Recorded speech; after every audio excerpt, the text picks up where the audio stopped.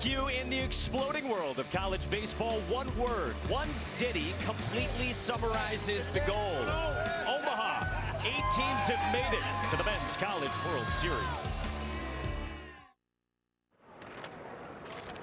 The senses always take us back. A smell, a taste, a few notes from a familiar song.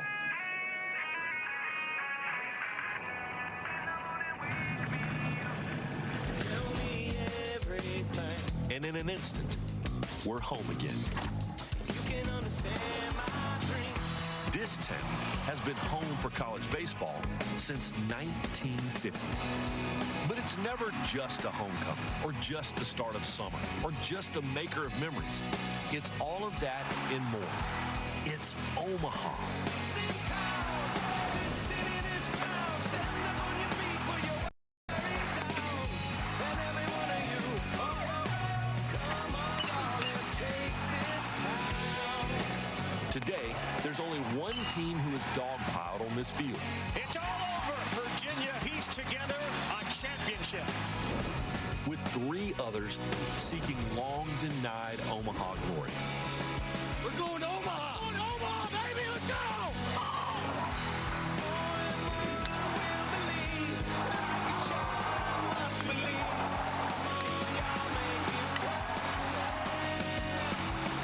The dream of getting here has happened. The dream of being the last team to leave here has just begun. 8 teams, 1 champion. In between, America's greatest homecoming party.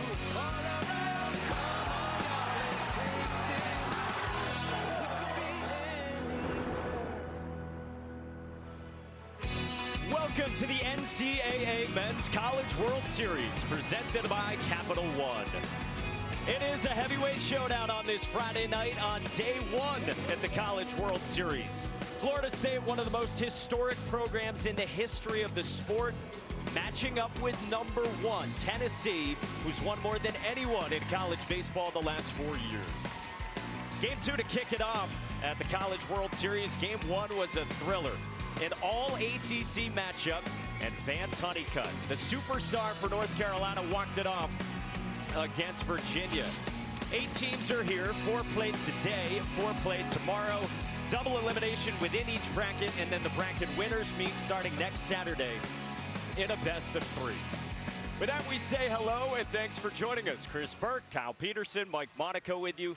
Chris Budden joins us in a moment. It is a loaded field here at the College World Series, and for the second time in 3 years, Tennessee is number 1. And KP, they got an offense that in the history of this sport, the second most home runs ever. Yeah, that's saying something. You go back 25 years and everybody was hitting home runs, but only one team has hit more than Tennessee has this year. How about 173 on the year for the Volunteers? 8 of the 9 in the starting lineup with double-digit home runs. 3 of them have 20 or more. Blake Burke's just one back at 19. Plenty of thumb top to bottom.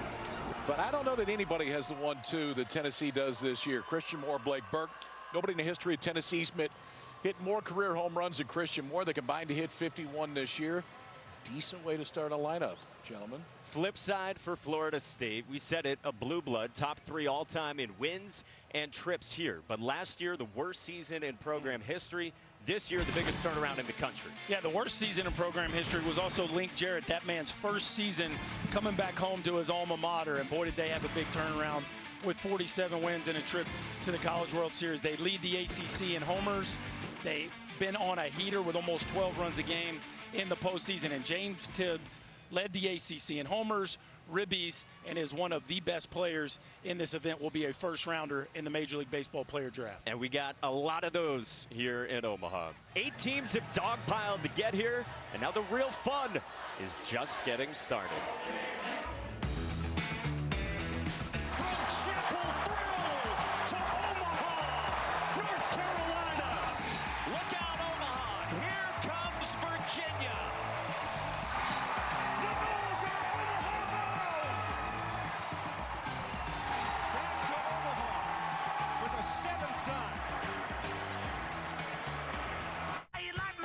If it's been a minute since you've been to Panera, you might not want to wait a second longer. More new sandwiches and salads, more in every bite, and more new options under $10. Enjoy free drinks all summer when you join Panera's Unlimited Sip Club today.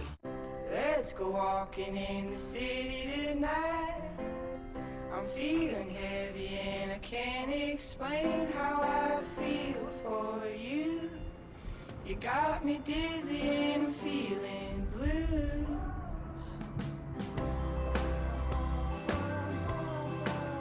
Like my fancy shoes, I wore them just for you. Electric for short trips, gas for long. Quite the paradox. It really is both. The Lexus RX plug-in hybrid.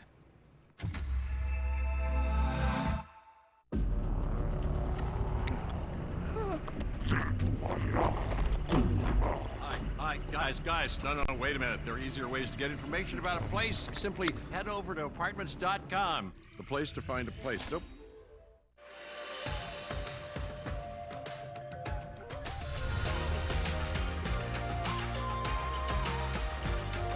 Bring color to life with the very best paint.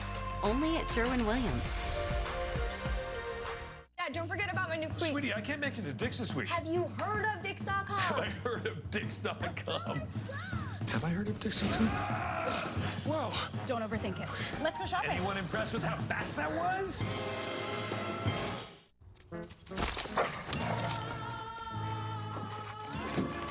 With Chewy, it's never been easier to get their favorite toy delivered. Again. Come on, let go. And again. And again. Good luck. Get whatever they love delivered right on time. Save 35% on your first auto ship order with Chewy.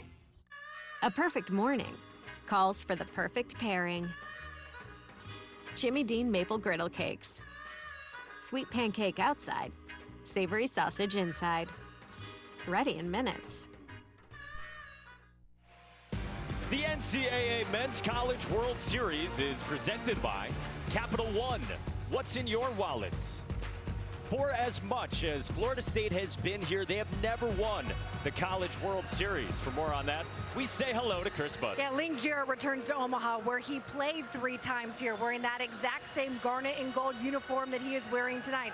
But when he looks back at those years, it's not all fondness. There's frustration that they never won it all. So here as a coach, he's on a mission. To watch Notre Dame accomplish what they did, I couldn't be more proud of that. And that uniform meant a lot to me. And those players meant the world. And telling that program that I needed to go home and try to finish this off at my alma mater, when you blood, sweat, and cry on that field in this uniform, my obligation, regardless of what has happened this season, feels like I have not done what I really signed up to do here. There's that unfinished nature of what this place has meant to me. And we have to go execute and play and perform. If you don't, you're not going to get it done.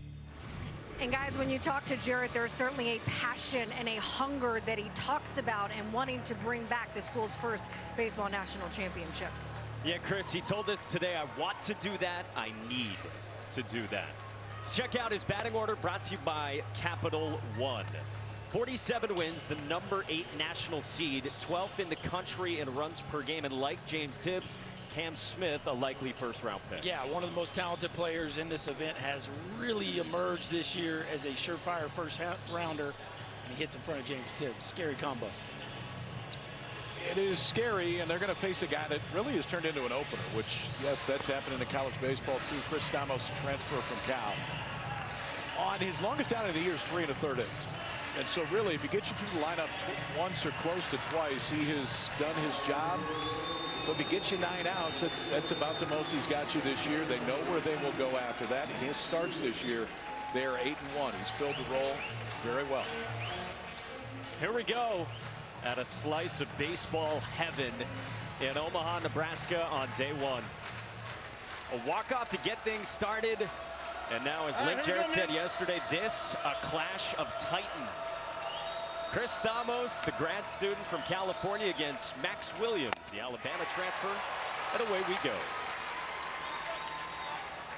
Told you it's a very good Noles lineup, much like the Vols, one of the best, if not the best, in the entire country.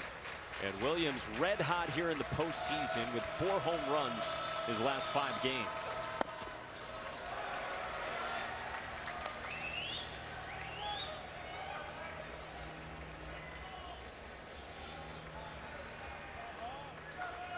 Tony Vitello's group, the elite offense, paired with one of the best pitching staffs in the country. 3rd in ERA. Breaking ball bounced right side. Christian Moore flips to Stamos with Burke way off the bag. And Max Williams reaches on a blunder by the Vols defense. Well, you said it, Mikey. That's going to go as a hit, but that is as easy of a play as you could ask to start the game. It's a left-handed hitter, so you know the second baseman shaded over. And Blake Burke just gets caught in no man's land. That is a veteran player getting way too jumpy at a ground ball that is routine to his second baseman, puts his pitcher in a really tough spot, and it looks like Williams just beats it by a hair. A mental mistake to start the game for Tennessee's defense. So Max Williams is on in front of the big bats we just mentioned, Cam Smith and James Tibbs, couple first-rounders. Guys, you've both played and been around this environment so much. What are the nerves like here at the outset for someone like Burke or anyone out there? I think it's helpful that he's been out, but still, it's different when it's game 1 and you've been thinking about it the entire year. Well, the one thing with Blake Burke, he's a very good defender when he's around the base. When he's not a good defender is when he goes and tries to do too much like that. And it's a pretty basic play if you just go straight to the bag. But instead, we're too aggressive to start. And now 3-0 on the sophomore from Lake Worth, Florida, Cam Smith, who Aaron Kiley McDaniel has 15th on his MLB draft rankings. And Link Jarrett said to us this morning, we've been told he won't make it past pick 20. Leads the country in hits. Nope. And that's ball 4. So the first 2 are on for Florida State. We check out tonight's Keys to the Game, powered by Shopify. We'll see this best starting pitcher in the College World Series when Jamie Arnold runs out there in a minute. Florida State's got a real ace. These offenses can score a ton, and they have the entire season. Now, it was not a very offensive environment in game 1. There were some balls that went out to right field. He thought he had a chance to leave that didn't. We'll see the way this field plays tonight. Very often the wind blowing in here in Omaha. All right, here's James Tibbs. And he goes first pitch swinging. Burke handles the short hop, gets the force for the first down here in the first. Well, you love the nerve, right? You got caught in between and in no man's land to start the game, but there's the good side of Blake Burke at first base. How about the nerve to charge this ball and then the athleticism to throw a strike on the run? Would have been really easy to play that one safe after the way this ball game started, but Blake Burke making a really tough play right there. Now you set up a double play chance and get off the field with a 0. A.J. Causey always follows Chris Thamos, and he's already up. This is not atypical. I mean, A.J. Causey has been up and thrown in the first inning many times during the course of this year. Again, ideally, if you can get 9 outs, that's a really good day. Causey can stretch it out, and it really is a starter that it isn't starting. But this 1-2 punch has worked really well for Tony Vitello, and we'll see if they're going to go to it right now. Well, Dingus kills left-handers, and so this is one of those deals where you got a double play opportunity, and the splits are 100 points worse against righties than lefties, and they're going to go get their guy. Like, as much as this isn't really Stamos' fault, this is not abnormal for Tennessee to make a move in the first. And you see Stamos, they've done great with this opener deal. Sometimes it goes into the third, sometimes he's out in the first, and you feel bad for the kid because his stuff was fine in this one. It started back in SEC play when their pitching coach, Frank Anderson, said to us today, A.J. Causey just had 2 terrible outings, so they went to something different. They've been rolling with this, and they're not going to mess around this early in the all-important first game here in Omaha at the Men's College World Series. So A.J. Causey comes at you from a funky slot. He enters with Florida State threatening. Have you always had trouble losing weight and keeping it off? Same. Discover the power of Wegovy. And I'm marching on to the beat I drum. With Wegovy, I lost 35 pounds. And some lost over 46 pounds. Wegovy. And I'm keeping the weight off. Wegovy helps you lose weight and keep it off. I'm reducing my risk. Wegovy is the only FDA-approved weight management medicine that's proven to reduce risk of major cardiovascular events in adults with known heart disease and with either obesity or overweight. Wegovy shouldn't be used with semaglutide or GLP-1 medicines. Don't take Wegovy if you or your family had medullary thyroid cancer, multiple endocrine neoplasia syndrome type 2, or if allergic to it. Stop Wegovy and get medical help right away if you get a lump or swelling in your neck, severe stomach pain, or an allergic reaction. Serious side effects may happen, including pancreatitis and gallbladder problems. Wegovy may cause low blood sugar in people with diabetes, especially if you take medicines to treat diabetes. Tell your provider about vision problems or changes, or if you feel your heart racing while at rest. Depression or thoughts of suicide may occur. Call your provider right away if you have any mental changes. Common side effects like nausea, vomiting, and diarrhea may lead to dehydration, which may cause kidney problems. With Wegovy, I'm losing weight. I'm keeping it off. And I'm lowering my CV risk. That's the power of winning. Wegovy. Check your cost and coverage before talking to your healthcare professional about Wegovy. Chris Stamos, the sixth-year senior in his first year with Tennessee, now his third school, departs with a greeting for A.J. Causey. So 3 starts, 2 total innings for Stamos in the NCAA tournament. And here comes the Jacksonville State transfer in A.J. Causey. He's a guy that can't get you ground balls, and I think that's the other thing you think about here is you get Dinges and it's a right-on-right effort, but for Causey, that low 3/4 action, it will get you more ground balls. Again, he's done this plenty. Last 9 times now that Stamos has started, A.J. Causey has come in right after him, and Berkey, he's been really consistent. He's fit in this role of not starting, but yet probably going starter length during the course of the game, just maybe not in the first inning every time. Tonight it starts there. Yeah, and it's a real 3-pitch mix. Sinker, slider, changeup. How about right-handed hitters are hitting .077 against his changeup, and it's an immense ground ball rate, 65% ground ball rate against the 2-seamer. So you're going to a double play, plain and simple. This is your guy. You got runners on scoring position, and you feel like you got a double play guy on the mound. The other thing is you feel like the other guy on the mound is pretty good. Yeah, that's right. It doesn't feel like a night that somebody's going to put 8 or 9 on the board. Important to try to get out of this first one without any. That is Marco Dinges, third-team All-ACC. And that is strike 1 on the breaking ball to Dinges from the state of New York. All-ACC season in year 1 in Tallahassee for the junior college transfer. Saw those 13 wins for A.J. Causey. 2 back-to-back breaking balls.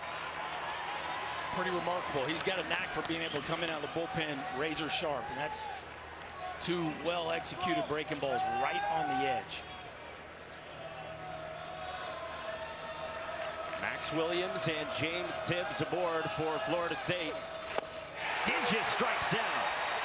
2 gone.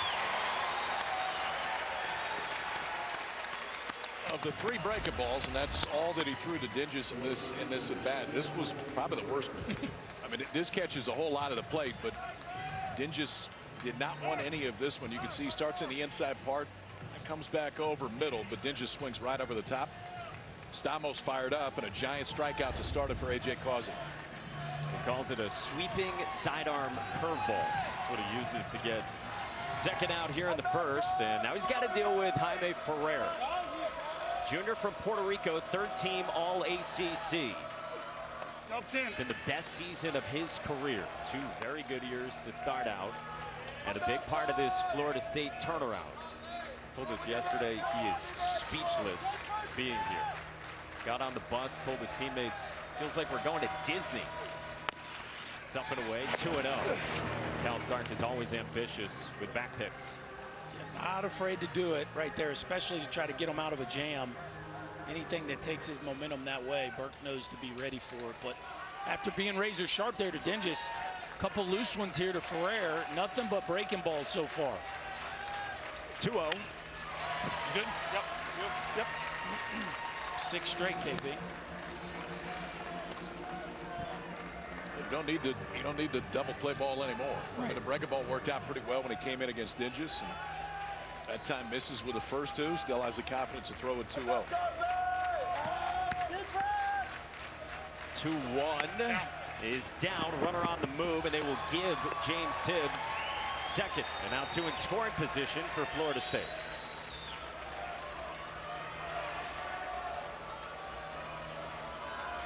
Max Williams got out with the infield single. Cam Smith walked, and then Tibbs the fielder's choice. 3-1 on Jaime Ferrer. Inside, gets away. Williams takes off, and Florida State strikes first.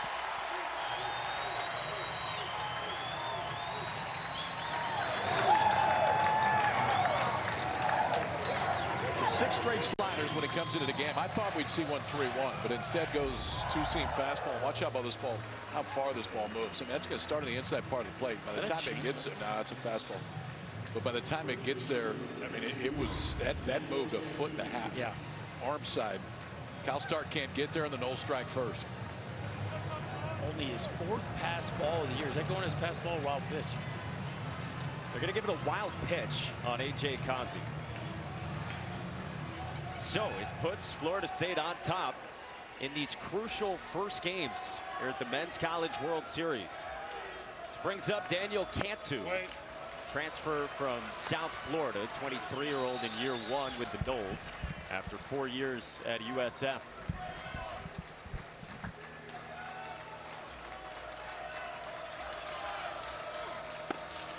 You look at the past 42 College World Series, only 4 teams who have lost their first game go on to win the national championship.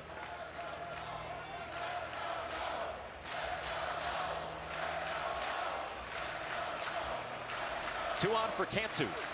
Away. That's outside. 3-0 from Kazi. That's 79. Is that the change? That's a change, and it was a change that went to the backstop too for the wild pitch. He thrown one fastball? No. No heaters to this point. He's now seeing righties and lefties. Away. That's a backdoor breaking ball that apparently misses. So Daniel Cantu walks, and Florida State has coaxed 3 free passes here, and that'll prompt a visit from the esteemed pitching coach Frank Anderson. But probably not the end of the world that one misses and you just start with a fresh count, but Frank Anderson going to go have a conversation. You know, the first at bat was all about trying to get out of there without giving a run. Now that you've given one up and you've put all this traffic on the bases, you're at a different part in the batting order. Like, at some point you got to have a conversation with your right-hander, trust his stuff, and not try to make such perfect pitches on every offer. He's got a pretty good fastball. Yeah. He hasn't thrown it quite yet. And I understand the idea. I mean, there's approaches that you want to have against certain hitters, but at the same time, yeah, it kind of looks like he's trying to miss bats with every pitch instead of trusting the fact that you grab that 2-seamer and throw it up there, they're probably going to bang it in the ground, especially the right-handers. And it is a very aggressive Florida State offense that swings about as much as anyone in the country chases. It's crazy. Like, that didn't used to be Florida State. Usually it was the most patient team in the country. This year, they swing at the first pitch, 6th most of any team in Division I. This is Alex Lodies, and the shortstop in North Florida transfer finally gets a fastball. I think we know what that meeting was about. Throw number 1. A.J. Kazi typically throws it 45% of the time. Back to the breaking ball. So Tibbs got on via the fielder's choice, and then Jaime Ferrer and Daniel Cantu have both walked. Florida State doesn't have a ball out of the infield, but loaded and a run in. That's a strike 1 and 2.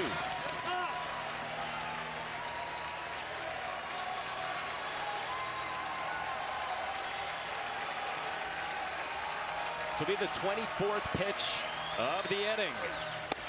Up and away.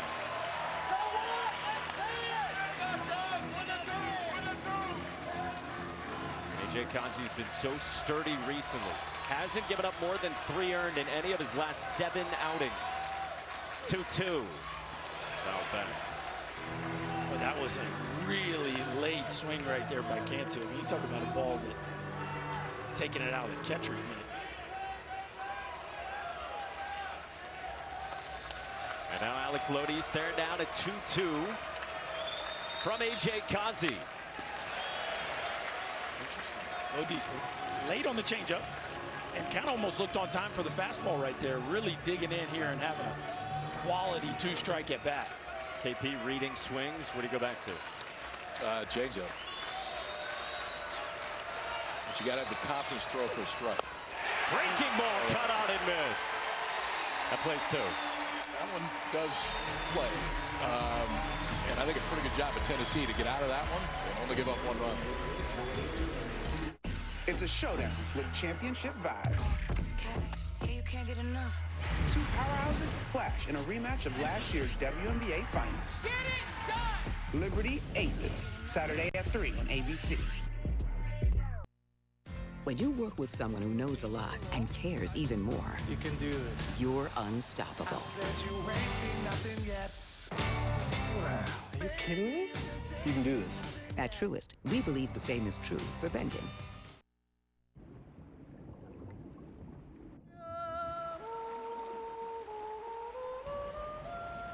Elsewhere, someone is posing for hours next to an infinity pool, trying to get the perfect selfie for 26.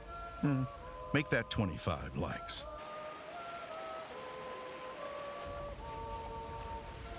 Blame it on the algorithm. For real, visit North Carolina. I knew it. I thought something is different about my man. It's Blue Chew. Blue Chew. Blue Chew? Blue Chew. Blue Chew. Blue Chew. Blue Chew. Blue Chew? You've done it again.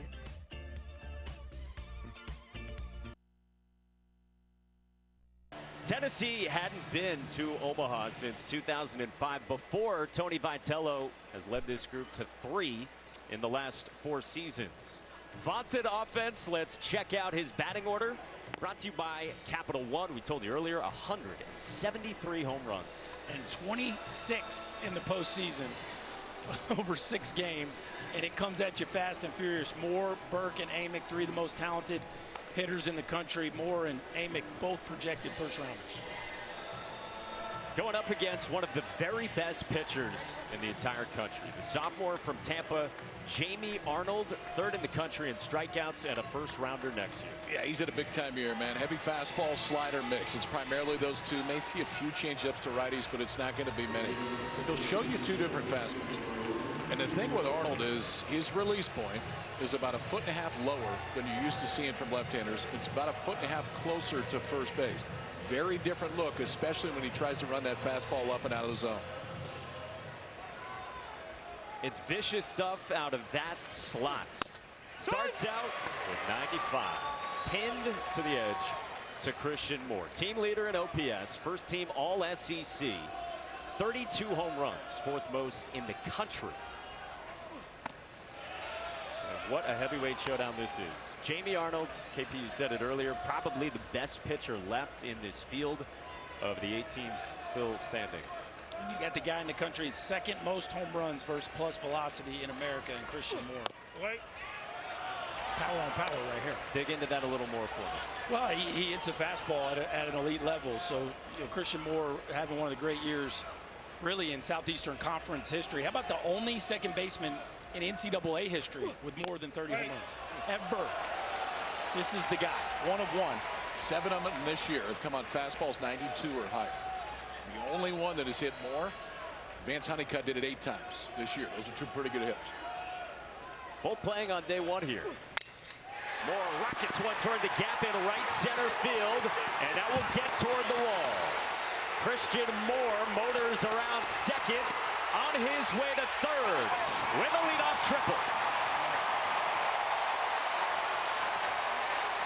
Come out.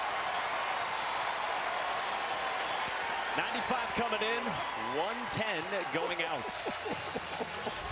His ball is compressed into backside gap. A fastball out over the plate, and Moore knows the second it leaves his bat, he's got a chance at a triple. You talk about putting the gas pedal down and rounding the bases with intent. Christian Moore knows how big the gaps are here.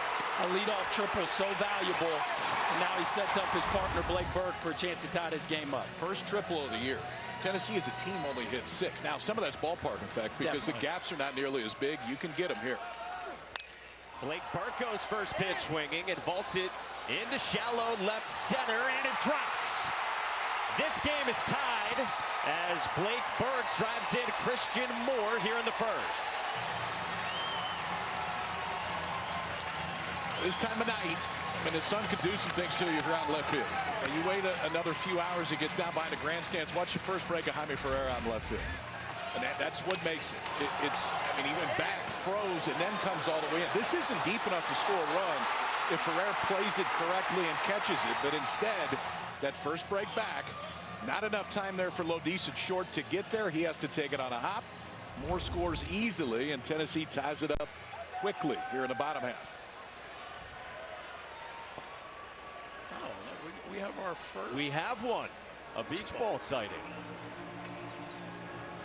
A College World Series staple. That's right. It's officially. All right, now we like Tibbs more in right field. Throw it back. He made some pals right away. It's officially a party now. We have a beach ball on the field. And off we go. Here we go. Here's Billy Amick, third baseman in the 3 spot. The Clemson transfer takes the slider outside the stump. Billy Amick is 16th on Kylie McDaniel's MLB draft rankings. Transferred in. It was a preseason second-team All-American. You see he's popped 23 home runs. 2-0. Billy was telling us yesterday he transferred for the opportunity to play third base. Said things didn't go great at Clemson last year, even though he had a great season. 2-0. Got you one. Fouled away. Hunting a heater right there. 96 miles an hour from Jamie Arnold. Definitely Any quell. The sheriff is in the house. Hey now. Sitting next to Larry Pratt. Some history there. Yeah. In the seats. It's outside. Hayden's boy playing in the Slump Buster this week. Local travel ball tournament. There's only about 450 teams in town this week and next week. We see a few bringing their kids in every year. Can run into some pretty good arms here in that tournament. 3-1 from Arnold is down, and Billy Amick walks, and so it's triple, bloop single, and a walk to start against fearsome Jamie Arnold. There are some of the youngsters here at Charles Schwab Field. See, it's filled in. You were worried about it. Yeah, a little late arriving. Yeah, they got to clear the stadium, bring them back in. We got a Ferris wheel this year. That's hard to stay away from. Now everybody starts making their way. There it is. Any takers? Kyle? Yeah, I'll do it. Okay. Oh, I'm sure the Burke kids will partake later in the week. Got the guns out. It's a Berkey show right there. As Micah Posey visits Jamie Arnold's first-year pitching coach, Tallahassee native, and a Florida State grad trying to settle Jamie Arnold into this game here in the first, in both teams' College World Series opener. And we told you how good Jamie Arnold is. And we were chatting with Kylie McDaniel today, our baseball insider, and he said right now for Jamie Arnold, he'd probably line up as a top 5 pick for next year, definitely top 10. Said he's the best college pitcher next year by a pretty good margin, and if he were eligible this year, definitely a top 20 pick. But if you go back to his start in Supers, UConn was kind of the same way that Tennessee was in the first inning. Then he found it after that, but it was a good start for the Huskies. Good slider right there to start. To Dylan Dreiling, first team All-SEC, and third on the team at OPS. Yeah, Arnold, by the way, is dealing with a left thumb cut suffered in the celebration last week. He was telling us yesterday that when he grabbed the trophy, he sliced pretty far down on his left thumb. So pitching hand, obviously, but Micah Posey said to us, not where he touches the ball. How big of a factor, KP, is that? As long as you don't touch it, you're okay. The factor becomes if that thing breaks open, because you can't put a Band-Aid on it, you can't put tape on it, not on your pitching hand. So you got to deal with whatever happens. Fouled away. Jamie said the craziest thing is that he wasn't the only one who cut a finger on the trophy after winning Super Regionals against UConn. James Tibbs also got cut by it. We're gonna check that trophy out. Yeah, what we got? We got a hanger?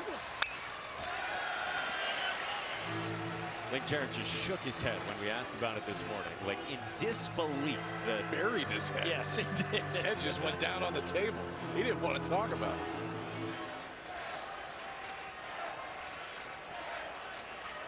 Last thing any coach wants.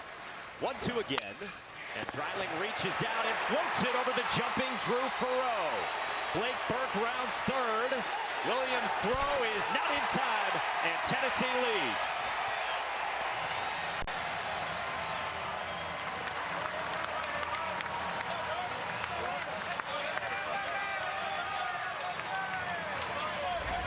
Pretty nice piece of two-strike hitting right here, KP. You talk about extending the barrel. Go down and lengthen that barrel as far as you can. Dreiling gets in his legs, dumps it into right field. Farrow cannot climb the ladder to get to that ball. And really, Blake Burke did not get a good read on that baseball. Fortunately for him, big outfield and a slow hit ball, he was able to score anyway. But that should have been a pretty clean read for the Tennessee first baseman. That ball moved 2 feet. 2 feet. I mean, it started off the plate in the inside part, and by the time that Dreiling made contact, it was a good 6 to 8 inches off. Puts the balls in front, and now Hunter Ensley, center fielder in the 5 spot, takes 96 south of the knees. Tennessee native, 4th year with the Vols, 2nd year as a regular with 2 aboard.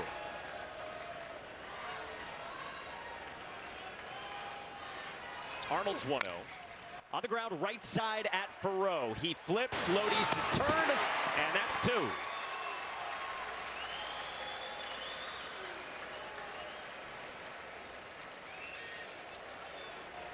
It's pretty good reaction by Farrow out at second base, because I think this hit the cut. He thought it was going to come up a little bit higher. It's not. It's a little bit slower track than these teams are used to just because of the grass. It's bluegrass here, so it's going to be a little bit slower, but stays low, good flip, and Lodi's with plenty of arm strength to finish off what is a big double play right there for the Noles. Perky, you agree on the landscaping from KP? You agreed that the track playing a little bit slower? Yeah, I think yesterday most of the teams agreed that the turf was a touch slow. I mean, they've cut it today. I think the ball's getting through there fine right now, but a lot of these teams are coming from either turf or the deep south where they're used to playing on that real tight Bermuda. And definitely a slower track than that. So Amick at third, 2 runs in against Jamie Arnold with 2 outs, and he's facing Kavares Tears. Off the end of the bat, gently to third, and Cam Smith gets rid of it in time to end the inning. Tennessee counters with 2 of its own, and we are off and running.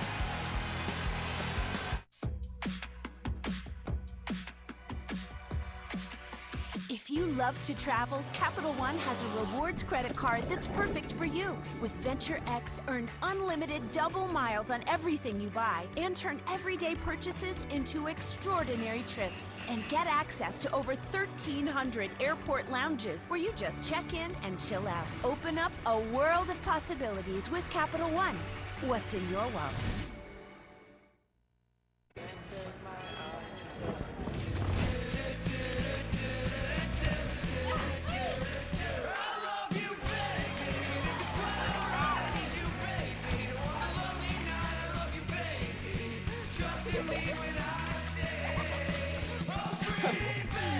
These are all keepers. Store more, share more. Get iPhone 15 Pro on us and get a great deal on iPad and Apple Watch SE. Connect with AT&T.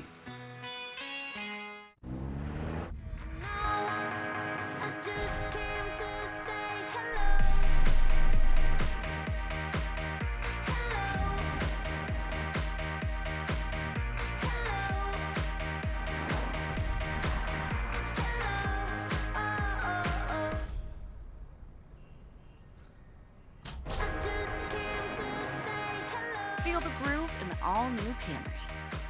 Toyota. Let's go places. Florida State is in the Men's College World Series for the 24th time. 19 of those were with Mike Martin on the team, player and coach, but they never won the ring. Martin passed away at the start of this season. Now, the Noles seek title number 1 in honor of the man who wore 11. Beautifully said, as always, by the dulcet tones of Ryan McGee, lending his voice and thoughts and stories to the Men's College World Series once again. And well said about 11. Mike Martin. I got you. KP, you were there for it. For his services. I was, yeah, they did it at the ballpark. Was pretty cool. It was really cool. I mean, wins and losses, nobody's ever won more games. How cool was it just to hang out with that guy? I mean, just to hear him talk.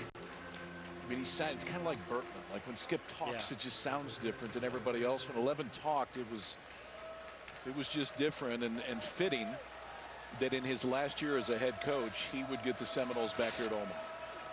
Wait!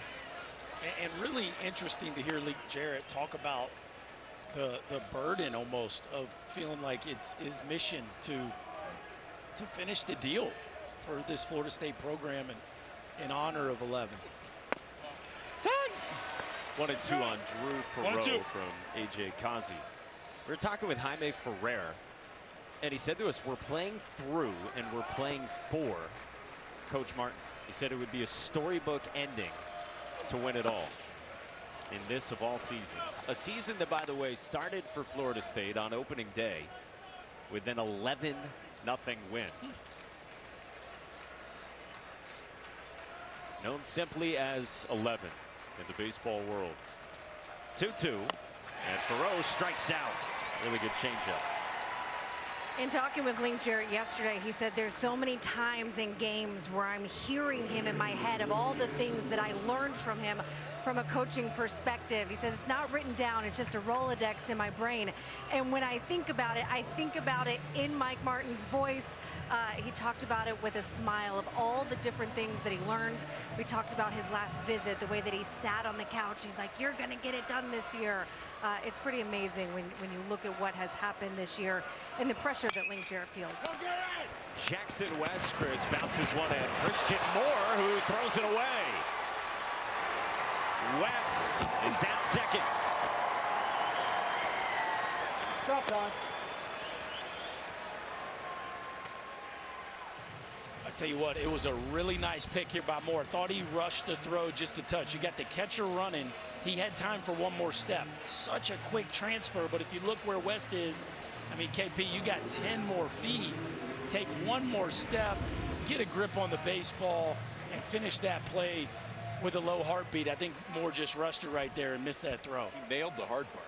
Yes. The hard part he got, and I think felt like he had to get rid of it a little bit early.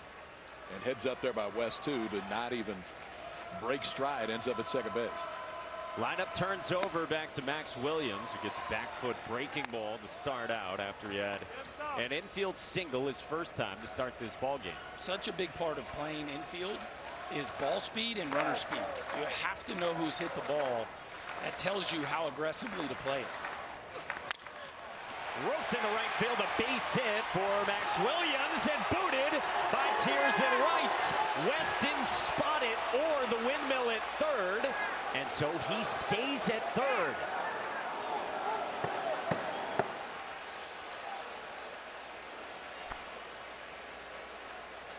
Wow, you talk about a missed opportunity. Not only did the run not score, but Williams is standing at first base, and the Tennessee defense has started out very, very shaky at this point. A ball that's just roped into right field. Tears is charging, thinking he's got to make a play at the plate. He kicks it, and West puts on the brakes and still could have gone. Yeah. And they just, at that point, don't communicate it well enough to take advantage of the miscue. Yeah.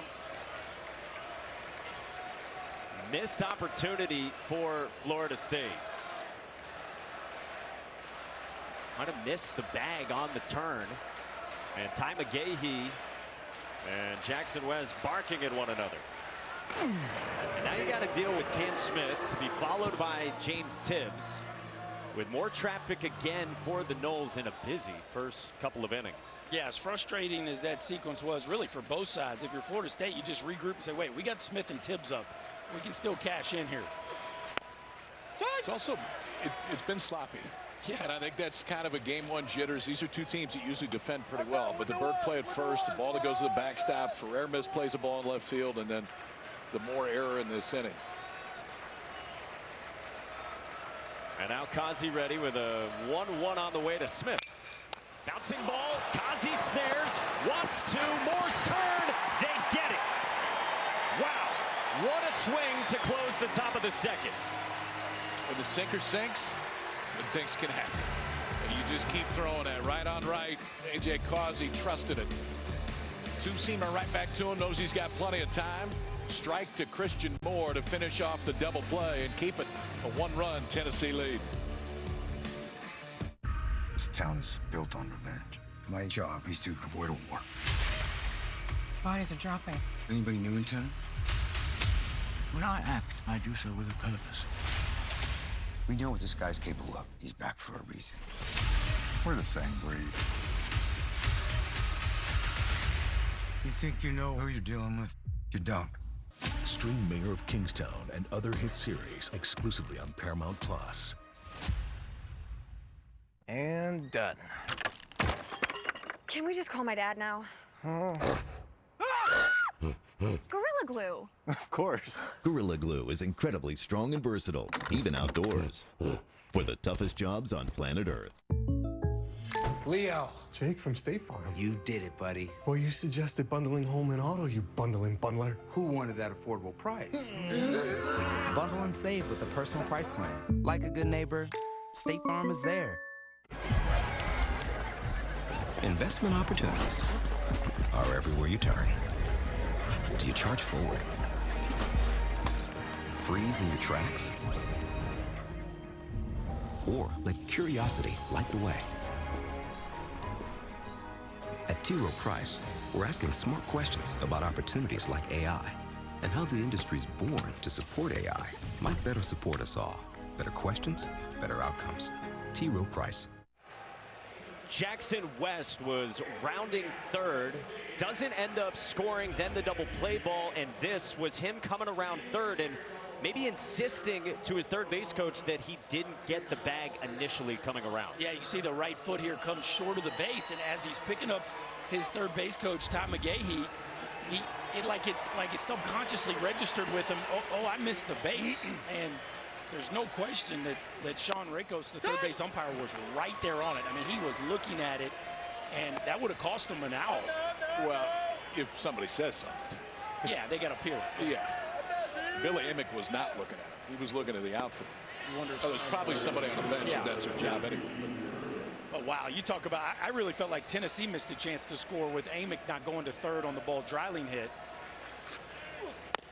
Because he would have scored on the double play ball. That's if Dreiling wouldn't have gone behind him to second. But then, of course, Florida State just missed an easy one right there. With an error at second, then a ball kicked in right, and the Noles come up empty. Nope. And misses from Jamie Arnold, facing 7, 8, and 9 for Tennessee. Here in the bottom of the second, starting with Dean Curley, the true freshman shortstop. Ooh. That's the back foot slider that Jamie Arnold has had working the last 3 weeks. He found something with it, and really it's just release point, the ability to get over it. Jamie Arnold can throw you 2 fastballs, that 4-seamer that stays up and then the 2-seamer that stays down. With a breaking ball, he can do the same thing. He can flatten it out if he wants to go more horizontal, and they can do this. And that's the one, too, where if you swing at it, you're not going to hit it. If you do, somebody in the dugout's going to get wore out because that's the only place you can make contact with it. That's the depth that makes that breaking ball so good against right-handed hitters. Now against Dalton Bargo, an Omaha native, who gets the start today. Tony Vitello said to us earlier today, had I not started Bargo, my hotel room probably would have been set on fire. Nope, right. It's outside. Omaha West Side High School, about a 17-minute drive from right here. The Warrior faithful may not have been happy if Mr. Bargo wasn't in the starting lineup today. Been coming to games here since he was 6 years old at the College World Series, even at Rosenblatt as well. He said it's been a dream and a goal of his to get here himself ever since he was a little kid. Has to be surreal, KP. You know the feeling. Hometown kid playing the College World Series. Pretty nice come back home this time of year. Jamie Arnold's fired up as he's got back-to-back strikeouts his first 2. If you go back to that UConn start in Supers, it's similar. Like, he was okay in the first, and UConn's approach was great, and then he found it. And when he found it, he ran away and hid for a few innings. Arnold can do that because the stuff really plays up. The slider in this inning has really played up. Both strikeouts have been on that pitch. On the big stage on this Friday night is number 8 Knowles against the number 1 Vols. Now the 9-man, the veteran catcher Cal Stark, who squares and pulls back.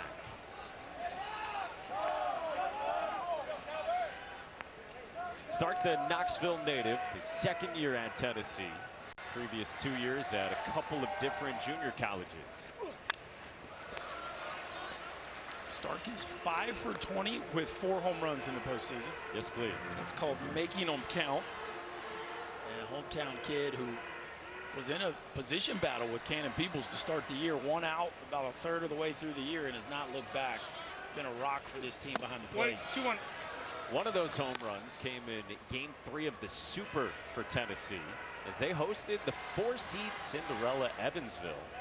Had to win that decisive Game 3 on Sunday. Bashed 7 homers. Knob 10. 3-1. Florida State, meanwhile, swept UConn in its Super Regional in Tallahassee.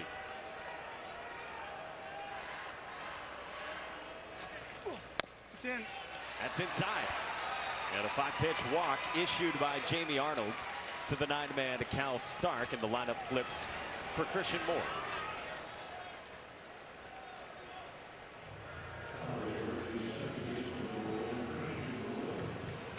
Christian Moore won the SEC's Triple Crown during conference play. Merely a .429 average, 20 home runs, and 41 RBIs, tied with the presumptive number 1 overall pick, Charlie Condon of Georgia. In 30 conference games. 30 conference games, Triple Crown. And, you know, you talk about a historic season. We said his first time up. The only second baseman to ever hit more than 30 homers in a season in the history of the sport. And only the 3rd player to ever win the Triple Crown within league play. Like, is that any good? Yes, sir. Kylie just did a mock draft a few weeks ago and had Christian Moore going 16th overall. He is climbing.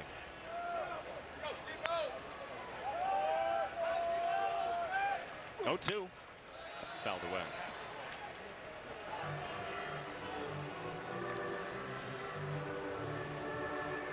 Christian Moore and Blake Burke got their start in their careers as the DH on that famous 22 team. They split time as the DH, and they both hit double-digit homers. Last year, they became the leaders of this team. And this year, they've become All-Americans. Been very consistent stair-step process to both of these players' development. He's got a man aboard with 2 outs. The 1-2 is pulled down the left field line. That's a fair ball into the corner for Christian Moore. Cal Stark rounds third. Throw to the plate from Lodi's is a dart. Ball pops away, and Stark scores. Arnold the third, not in time to get Moore. And the lead is 2 for Tennessee.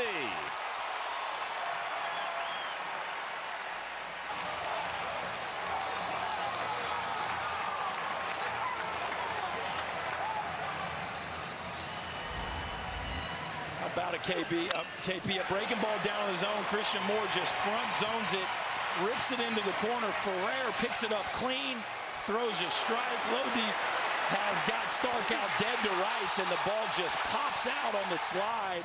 Did Jackson West just not? Oh, the knee hits the knee got right there on the ball, but he didn't get a great handle of it with a bare hand. I mean, so often you want the bare hand to actually hold it and then hide it in the glove. It didn't look like he got the bare hand totally on it. Then the slide, honestly, was all you could ask somebody to do at that point. Just give you a chance for that ball to pop out, and it did. Because he was out by 4 steps. Seeing a little bit of everything so far in this game. And just a side note, Christian Moore just hit that ball 115. Yes. But Josh Elander has to be the happiest guy in the building. 110 and 115, the 2 trips for Christian Moore. I know the rule is with 2 outs, you always take a chance. But the rule also doesn't consider Blake Burke being up. Now, You got a nasty left-hander. Like, there's other circumstances at play, but that was a big risk by Elander, and boy, Cal Stark made him look good there with a unintentionally perfect slide. 0-2 pitch, and Blake Burke bounces it softly back at Arnold. Throw pulls Cantu off the bag, and a run scores.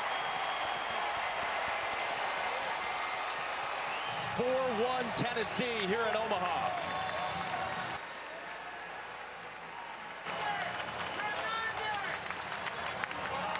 This is the one you really have to grip in your glove before you go grab it with your bare hand, because it is spinning all over the place. I mean, off the cap, you can see he goes in, and it doesn't really squeeze it. The bare hand goes in at the exact same time. You got enough time to probably do that. Burke doesn't run bad. He runs better than you would think he does down there. You see the body cam on the first base umpire right there. Jake Uhlenhop with a good look, enough to pull Cantu off. And Blake Burke's going to go ahead and take second base. This is a weird game so far. It really is. Some really just strange stuff here early on. Had a combined officially 3 errors. 0-1 to Billy Amick is down, and Jackson West blocks it. Billy Amick walked his first time. Tell you how important it is to win this first game. And Tennessee's ahead by 3 against one of the best pitchers in the country. That's up high.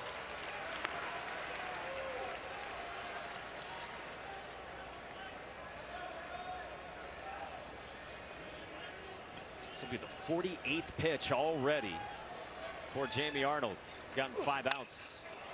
This is pulled in the air to left. Ferrer started in. Now he backs up, and the inning is over. 2 in the first, 2 in the second for Tennessee off Jamie Arnold.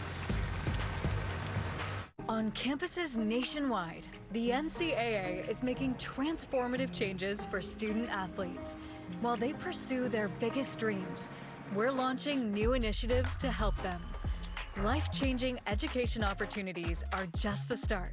The NCAA is providing enhanced mental health services. We're guaranteeing scholarships and tuition and expanding access to healthcare. Visit ncaa.org/change to learn more. So yeah, USAA, they always have my back. USAA? You were in the military? Oh no, I wasn't, but my grandpa was. He joined USAA, passed membership to my mom, then to me. There's other ways to get in? Yeah. My neighbor Ron, he's in because his wife served. Even little Luna, once she's born, her dad served. So all this time I could have had USAA insurance. And banking. Where's my phone? Over there. USAA, for the military community and their families. A Lifetime original movie. I'm holding on to a narrative with my boyfriend that doesn't serve me anymore. And what is that? That I'm not good enough. Based on a true story. Someone stood directly above and shot her. Look up the girlfriend, yoga teacher. We can place her in the murder. This is the biggest case in Texas. I love you. It's never gonna change. Yoga Teacher Killer, the Caitlin Armstrong story. Premieres tonight at 8. Part of Truly Unbelievable Movies, a ripped from the headlines event. Only on Lifetime.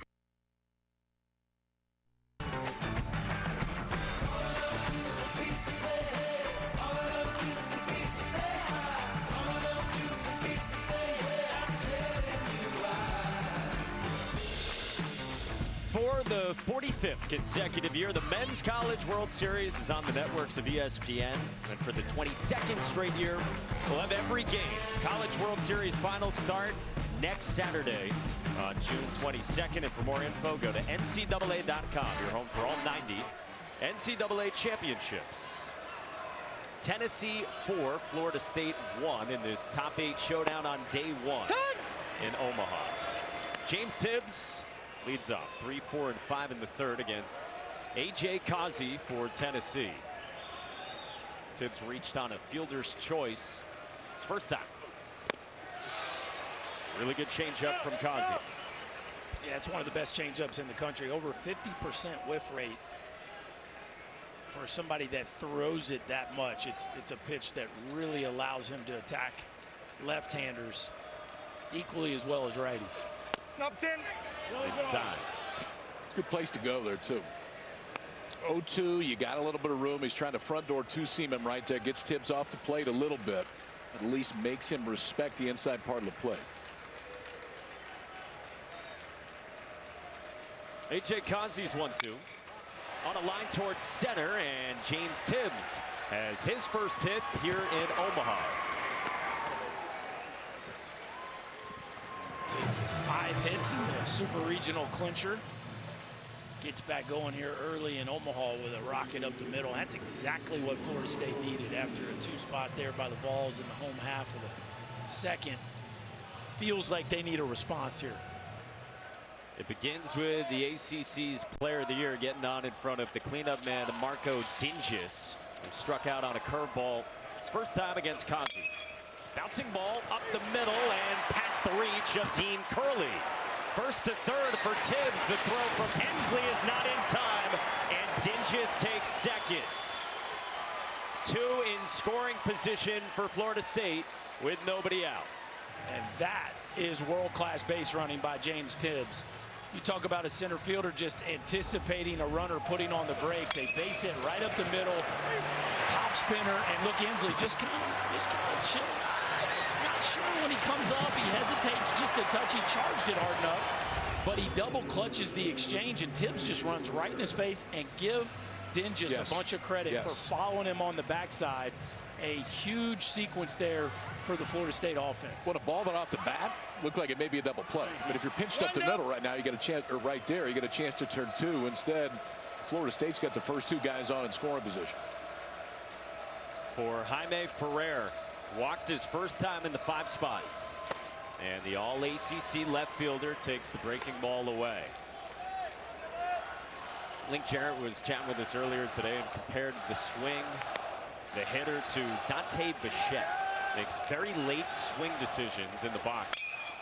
And can do this. Sprays one into right center field, a base hit to score 2. Jaime Ferrer makes this a 1-run game.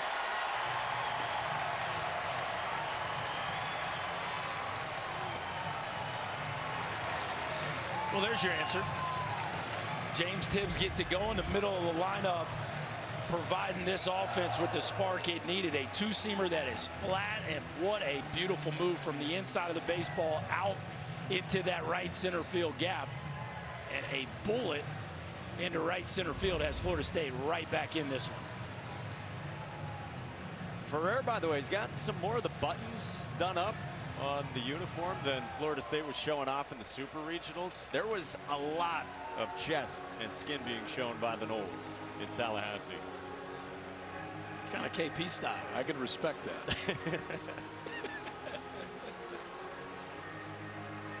Some more arms trudge out to the bullpen for Tennessee following the mound visit. So Florida State, just like that, makes this a 1-run game. It's still nobody out in the 3rd, and now the first baseman in the 6th spot, Daniel Cantu, who also walked his first time. Good changeup. Link Jarrett just raved to us earlier today about the quality of the person Daniel Cantu is and the character. And one of many transfers in this lineup, 6 of the 9 for Florida State. That's how they have flipped things and increased the win total by 24 from year 1 to year 2 under Link Jarrett. Now, this is the one senior of the bunch, and like you said, it's, yes, the production's been outstanding, but the leadership as well.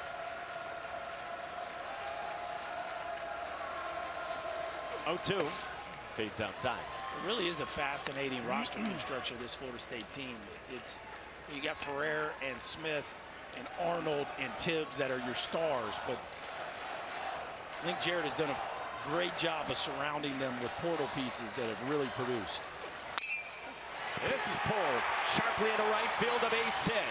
It's a stop sign for Ferrer at 3rd, and 4 straight have reached for Florida State in the 3rd off Kaze. Gave him a chance with the fastball right there, and I think the fastball plays better against right-handers. It also doesn't really have that turbo sink that we see sometimes at Kaze, but Cantu did not look comfortable with the changeup, and you can see a good read. I think it's a good read with nobody out on first base just to make sure you don't get doubled up. That's a tough angle to just, I think you got to make sure first. You're shaking your head at me, but. Yeah, that just felt like a clean single from the time it left. And he slipped. But it's another missed opportunity. But you're right, no outs, no reason to take a risk right there. So 2 on for Alex Lodies. Wait. Transfer shortstop. Struck out his first time on a curveball from A.J. Kazi.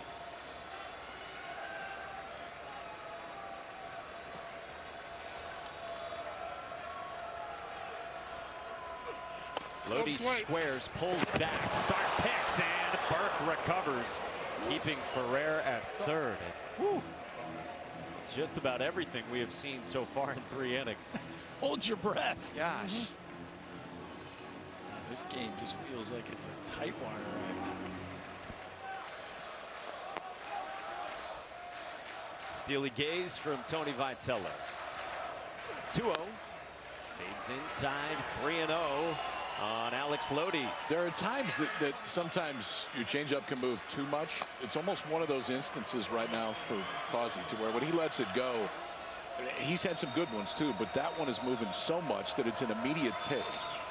And then this backup breaking ball hits Lodies. And so they're loaded for Florida State. 5 straight have reached, and you saw Kirby Connell getting hot for Tennessee. Yeah, he's getting hot with intent too. I would not be surprised if we see him right here. You got the switch hitting Ferrer up to bat, but it's looking awfully shaky right now for A.J. Causey.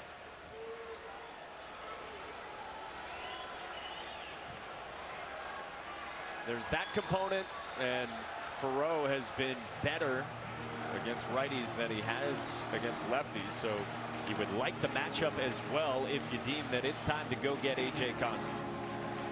You got a lefty on deck, the switch hitter here. It just feels like the right time. Opener and then bulk arm. It's been the formula for 10 straight for Chris Stamos to start things out, and then A.J. Causey. Today they combined to get just 6 outs in game 1 for the #1 team in the country here at the Men's College World Series.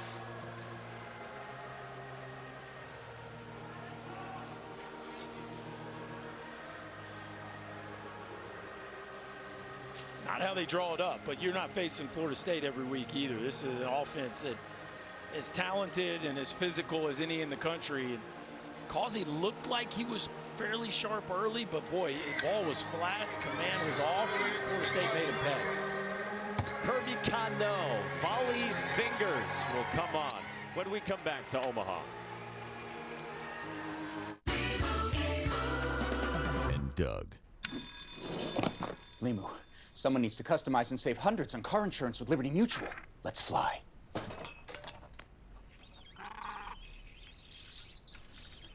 Chief? Doug. Oh, wow. I thought you were right behind me. Only pay for what you need. Liberty, liberty, liberty, liberty. A perfect morning calls for the perfect pairing. Jimmy Dean maple griddle cakes. Sweet pancake outside, savory sausage inside. Ready in minutes. Welcome to the Credit Karmaverse. Here, we monitor your finances and alert you to changes big and small so you can enjoy less stress and more peace of mind. Simply scan your screen to experience Intuit Credit Karma for yourself. Goldfish. Can I get a handful? Sure.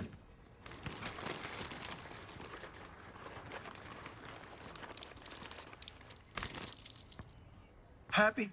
Go for the handful. This is not just a pharmacy. This is living the care in healthcare. Walgreens. All right, A.J. Causey has been so good coming out of the bullpen for Tennessee this year. Was good with the break ball over. They got a double play to get himself out of that second inning, but Florida State's offense starts to come alive here in the third. Single, single, double, single, and a hit by a pitch. Fastballs that are just catching a little bit too much of the plate. Now I see a really good approach by Florida State. Now that last one had decent sink, but at the end. 4 hits in the inning, a hit batsman, and the left-hander who's been on now 31 times for Tennessee comes on. Kirby Connell, it's fastball slider primarily. Fastball live about 89, 90 miles an hour. It's interesting for Connell. In those 31 appearances, sometimes he comes in and faces one left, and that's it. But he does have the ability to go deeper. That's what they need right here. 3 of the next 5 for Florida State from the left side. Tony Vitello knew this morning that at some point he would go to Kirby Connell, the 5th-year senior who will get Drew Farrow from the right side. We told you a switch hitter who's been better this year as a lefty against righties, so they flip him around against the venerable left-handed arm. NCAA's active leader in appearances starts out with a breaking ball to the back door. Come on, Edgin. 124th career appearance for Kirby Connell and the mustache. Swing and a miss, and it's 0-2 on Farrow with the bases loaded and nobody out. Bill slider and changeup about the same percentage of time to righties. Backdoor slider to start. That one looked like a changeup that had pretty good down to it. 0-2, and Farrow resists. Time's up. Jaime Ferrer had a 2-run double, rocketed at a $112 off the bat. Cantu singled, and Alex Lodi's got hit by a pitch. And now the UCF transfer and Tallahassee native Drew Farrow strikes out. 1 away.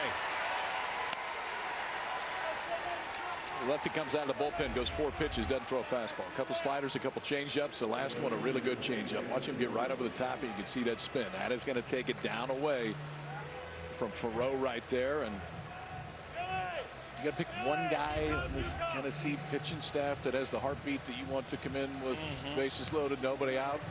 Probably the guy standing on the mound right now. What Frank Anderson, his pitching coach, say to us today, son of a preacher. Preacher's kids are always different. There's Jackson West. Takes a slider for a strike. Left on left. Well, the trust factor with this staff and Kirby Connell is just off the charts. All-time leader in appearances at the University of Tennessee. He has handled plenty of messes throughout his time in Knoxville. Wait. And now he's got West, who, like Farrow, is a Tallahassee native and also a transfer. One of many, like we said, for Florida State. Came in after a year at Alabama. Nope. That's down 2-1 on West.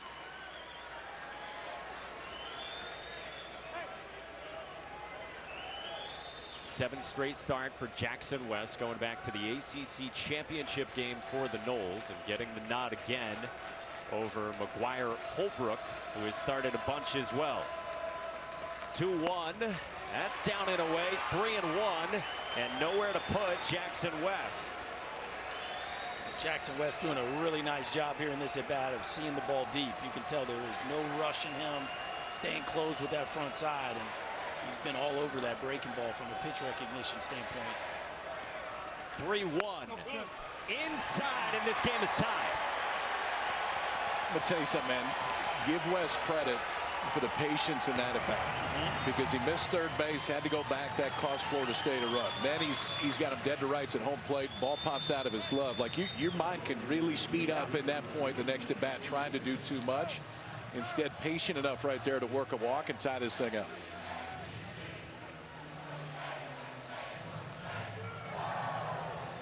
So it's 4-4 here in the third.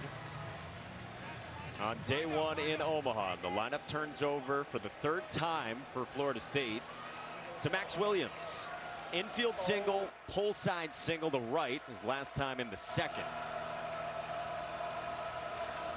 Down. This is a guy in Williams that's had a bunch of success against left-handers. Actually handles lefties better than righties, hitting .339 on the year against southpaws. 1-0. Bouncing ball towards second. Moore handles the hop, flips the throw, gets away from Burke. Lodi's follows Cantu, and a couple of runs score for Florida State.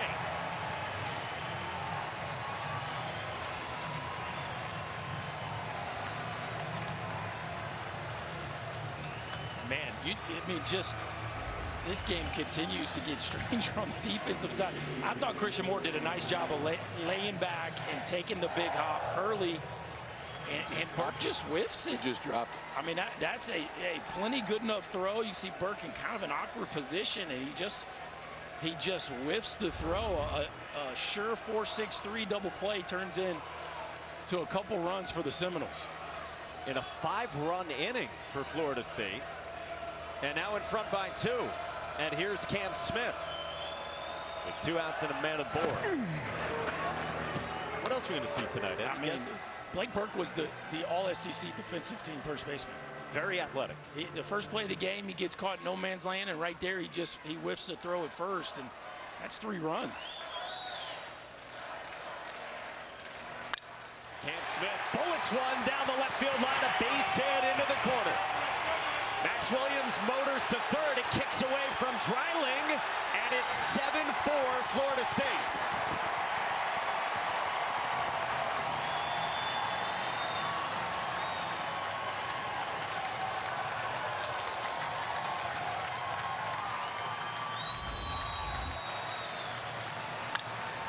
You just don't want this guy to come up again in this inning. It's kind of the same feeling if Christian Moore's coming up, and then Dreiling just misplays it in left field. Listen, you get it down the line, there's not a whole lot of room. You don't know exactly the way it's going to bounce, but still, the minute that gets away, plenty of time for Max Williams to come around and score from first base and add to this Florida State inning. Now 6 runs in the inning for the Noles. And it comes all the way back to James Tibbs, who led off this inning with a single up the middle. And now it's a 6-run frame for Florida State. Yes, and again, you talk so much about Tennessee's offense, and rightly so. One of the most prolific home run hitting teams ever in this sport, as you see the double-barreled action. But Florida State, 12th in the country as well in runs scored per game. That's down, a ball and a strike on Tibbs.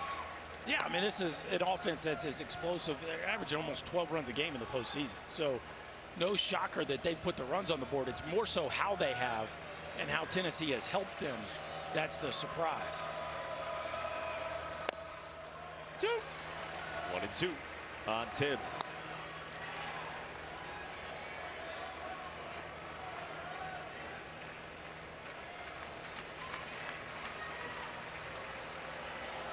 Kirby Connell trying to keep it right here with 2 down in the 3rd. Wait. It's outside, 2-2 on the always patient James Tibbs. Link Jarrett told us earlier this season the best hitter he's ever coached. Told us today the smartest hitter he's ever coached as well in Tibbs. Swing and a miss. Connell strikes him out, but Florida State strikes in a major way with a 6th spot in the 3rd.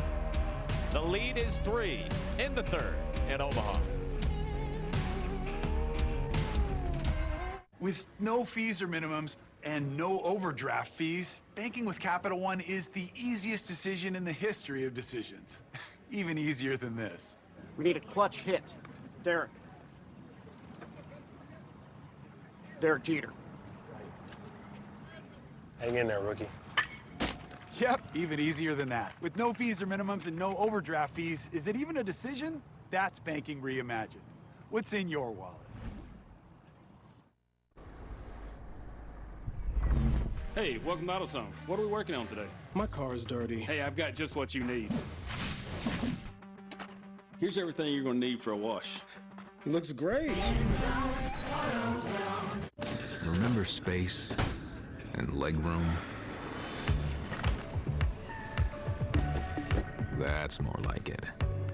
The 3-row Lexus TX. With Armor All, a little bit of this protects you from a lot of that. Armor All, less work, more clean. Eat like a king who's on a budget. 3 tasty options, fries, drink, and nuggets, all for $5. Wait, that can't be right. Just confirm that that's the real price. BK, have it your way. Welcome back to the NCAA Men's College World Series presented by Capital One. Send it over to Chris Button, who's with Peyton Manning. Yeah, a guy that knows a thing or two about wearing the Tennessee orange. You've been here a couple years now watching Tony Vitello's team. What's it been like to watch the attention and the support around Tennessee baseball? Well, obviously, we have great history there. Todd Helton, my old teammate, Phil Gardner going back. But what Tony Vitello's done year in, year out, winning 50 games, it's really incredible. It's my third time coming to Omaha. What an incredible atmosphere. Players want to play for him. They play hard for him. That's the ultimate compliment you can pay a head coach when your players would do anything for you. And that's what he brings. And obviously, we're honored to have him here in Knoxville. I know that you two have built a relationship. What's been impressive about how quickly he's been able to turn it around? Well, his work ethic is second to none. Obviously, the job that he did, from Missouri to Arkansas is well documented. There we go. All right. And like I said, he's a relentless recruiter, but he also coaches them hard, right? I mean, it's one thing to recruit and get him there, and now you got to coach him and develop them, and that's what he's committed to. So, look, it's hard to build a program now in college sports, I think, but Tony Vitello really has built a program, and he'll keep that program because of his personality. Last one, because I know you want to watch and cheer, but you've been here 3 separate times. What do you like about Omaha and the College World Series experience? It's an incredible atmosphere. Look, my dad actually played in the College World Series. He was a baseball player at Ole Miss. So he always talked about when I was growing up, the people are friendly. Obviously, Omaha is kind of a second home for me. So people are nice to me. But my son plays in a youth baseball tournament every year around this time. So to watch your son play baseball in the morning and watch your alma mater play at night, I don't know how you beat that, but Omaha's done an incredible thing here. It is everything it has been built up to be, and I'm honored to be here. I appreciate the time. Enjoy the game. Thank you very much. Go Vols. Mike. Yeah, one word that's become so familiar to Peyton Manning over the years. This city is here again, and it's a pretty close relationship, it seems, with Tony Vitello. God, it seems like that guy's been on camera before. Like he kind of knows what to do when somebody's talking to him. Say that Tennessee social media might clip that one and replay it a few times. That's a decent endorsement right there. Check out the hair. Son rocking the orange hair. I see you. And Peyton does have an Emmy, by the way. Yeah, he's pretty comfortable. Like his hand. Omaha production. I like the sound of that. You a shareholder in that, KP? No, I don't think that one went public quite yet, but I'd be happy to join up. We'll get Button on it. Here's Kavaris Tears, and Arnold's there's the comebacker, and Lodi's turn is in, plenty of time for 2. Jamie Arnold handles 108, coming right back at him.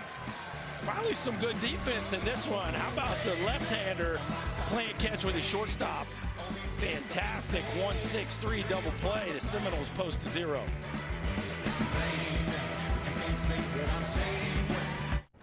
I need better credit card rewards. Try my travel points calculus. No thanks. This is better. 75K bonus miles and lounge access. Love it. Everything you need to outsmart the system. Intuit Credit Karma. At Domino's, we've heard in focus groups that some people don't love our classic crust. Too doughy. It's not thin enough. So here's another pizza. All the ingredients come together. And so what if I told you this was Domino's? Good for Domino's, for real. Introducing Domino's New York style pizza. Try it tonight. Ladies and gentlemen, your attention, please. I just wanted to remind you that Geico makes it easy to bundle your home and car insurance. In fact, it's so easy. It reminds me of a joke my mate told me. Now, a knuckleballer and a catcher walk into a bullpen, and a knuckleballer turns to the catcher. Get it? Wow, they really like that one. It's easy to Geico, official partner of Major League Baseball. My schedule's pretty jam-packed these days. I've got 2 free birthday parties on Saturday, and Sunday, that's my me time. How's that look? Works for me. Works for me. What's up, Auntie? Did you get the basketball shoes I need for tryouts this weekend? Oh, dude, I'm not going to be able to make it to Dick's this week. You can just click on Dix.com. Dick's.com. Oh, welcome to Dix.com. Let me guess, you need to get the gear to save the day. Wow, they're beautiful. Always a great scene in Omaha. Link Jarrett was saying this week, it's a spectacle right up there with Augusta, the Final Four, and the national championship, he said, in college football. To the 4th inning, and a new arm again for Tennessee. It's to the redshirt junior right-hander Aaron Combs who comes on. It's more high-end stuff that comes out of this Tennessee bullpen right here for Combs. Fastball low to mid-90s. Hasn't quite gone 237 and a third this year, but he has gone 37 and a third, and the strikeouts are dead on. 54 in that range. Doesn't walk a ton, but the stuff really plays up. And I think the one thing for Combs too. How's that guy always get good seats? Who is that guy? He's a Florida State guy. Oh, okay. Eddie hanging around for the nightcap. Yeah. Of course he is. He's got a good view of this. Aaron Combs in that stuff against Marco Dinges, which there's a 93 up high. 4, 5, and 6 for Florida State, who's got a 3-run lead and has its best pitcher on the bump in Jamie Arnold. Nope. 2-0 on Dinges. Dinges told us out of high school his only offer was junior college in Tallahassee. It was headed to Maryland for this year, but decommitted because he had such a good season in JUCO. Offers started to roll in, so he decided on Florida State. Said it was the only option where I thought I could show my true talents. And he's on this team as a true walk-on, hitting cleanup for Link Jarrett. He thinks so highly of Dinges, who works a walk, and he's on against Combs. It's been sloppy from Tennessee so far tonight. Yeah, sloppy's a word. The defense just did not come to play in this ballgame. It started from the first batter of the game, and at this point, you see it's just breaking down. Inslee kind of kicks the ball, tips, runs right in his face. Tennessee's going to get off the field with a 4-6-3, and Blake Burke whips it. And then Dreiling has trouble corralling this ball down left field corner. Another run comes around to score, and Florida State posts a 6th spot in the top of the 3rd. 7-4 in the 4th, and Jaime Ferrer is late on the fastball. He's walked and supplied a 2-run double. Came off his bat at 112 miles an hour his last time in the 3rd. He did not go around. Jaime was telling us he's been watching these games at home the last 2 years, how much that has hurt and stung. Now says I get to play my last college game in Omaha.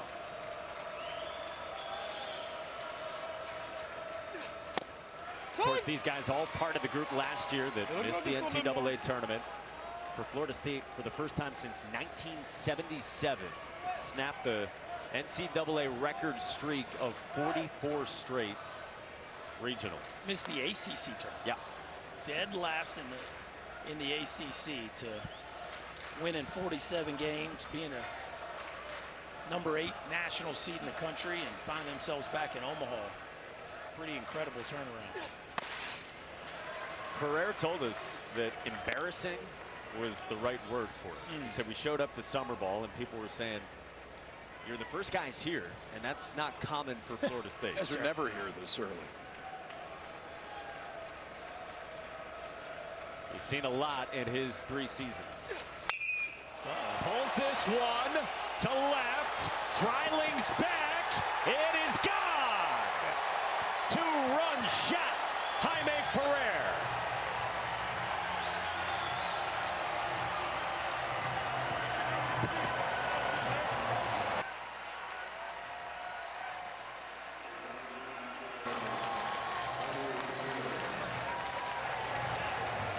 Have a night. You know, talk about somebody that embodies the turnaround of this club. Just 7 home runs last year. Now this is his 20th. Sits on a hanging breaking ball and just backspins it out to left field on a night where the wind's not doing too much. Elevated with good spin. It has a chance to travel out of the ballpark. A no-doubter to straightaway left field. And the Noles just continue to roll.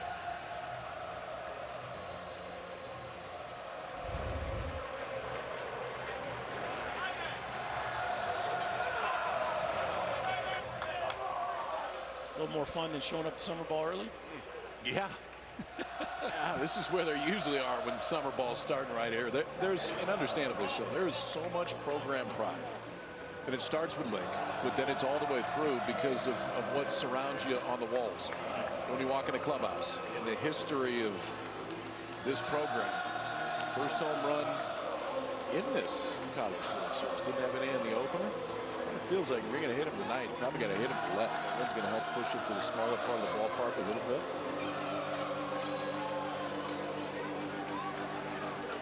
You mentioned the pride in this program. Florida State is second all-time in winning percentage in college baseball. Third all-time in trips here to Omaha, with this being the 24th. And for the first time since 2019 back here, and as Chris said earlier, they've never won the national championship.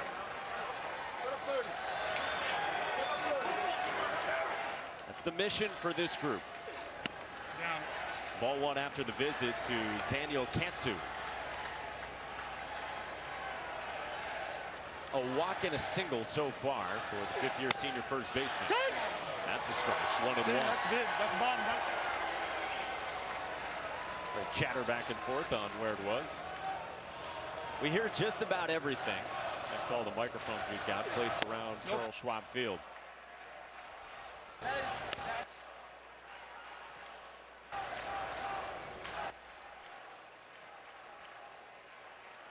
Aaron Combs insists that was a strike. He did not get the call. It's 2-1.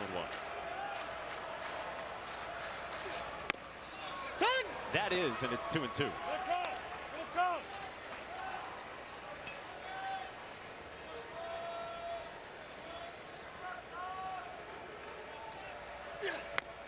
Cut and a miss. Cantu strikes out, and there is one away in the fourth. Sunday, the Red Sox host the Yankees in the finale of a three-game series. Coverage starts at 5 Eastern with the Baseball Tonight Sunday Night Countdown. Then Yankees, Sox at 7 Eastern here on ESPN, ESPN Deportes, and ESPN Radio. With Kyle Peterson and Chris Burke, Mike Monaco with you upstairs. Chris Budden down at field level. This game produced by Scott Gustafson and directed by Scotty Johnson. Here's Alex Lodies.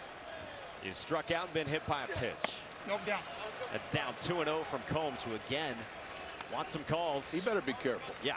He better be careful because it's, and listen, you know, that spot was called a strike a minute ago. That time it was the ball. It was definitely the bottom part of the zone. He just missed. This is struck well in the air by Lodies to right, but Tavares Tears circles for out number 2.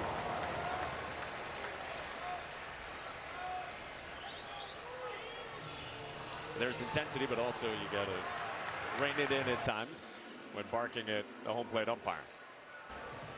Yeah, last thing you want to do is make that guy, put him in any kind of frame of mind where he's not your friend, I would say. Aaron Combs emotional, as you could understand. Chris will be with Link Jarrett coming up. All right, so here's Drew Farreau. 2 outs, base is empty. Second baseman in the 8th spot is punched out a couple of times. Both times on changeups.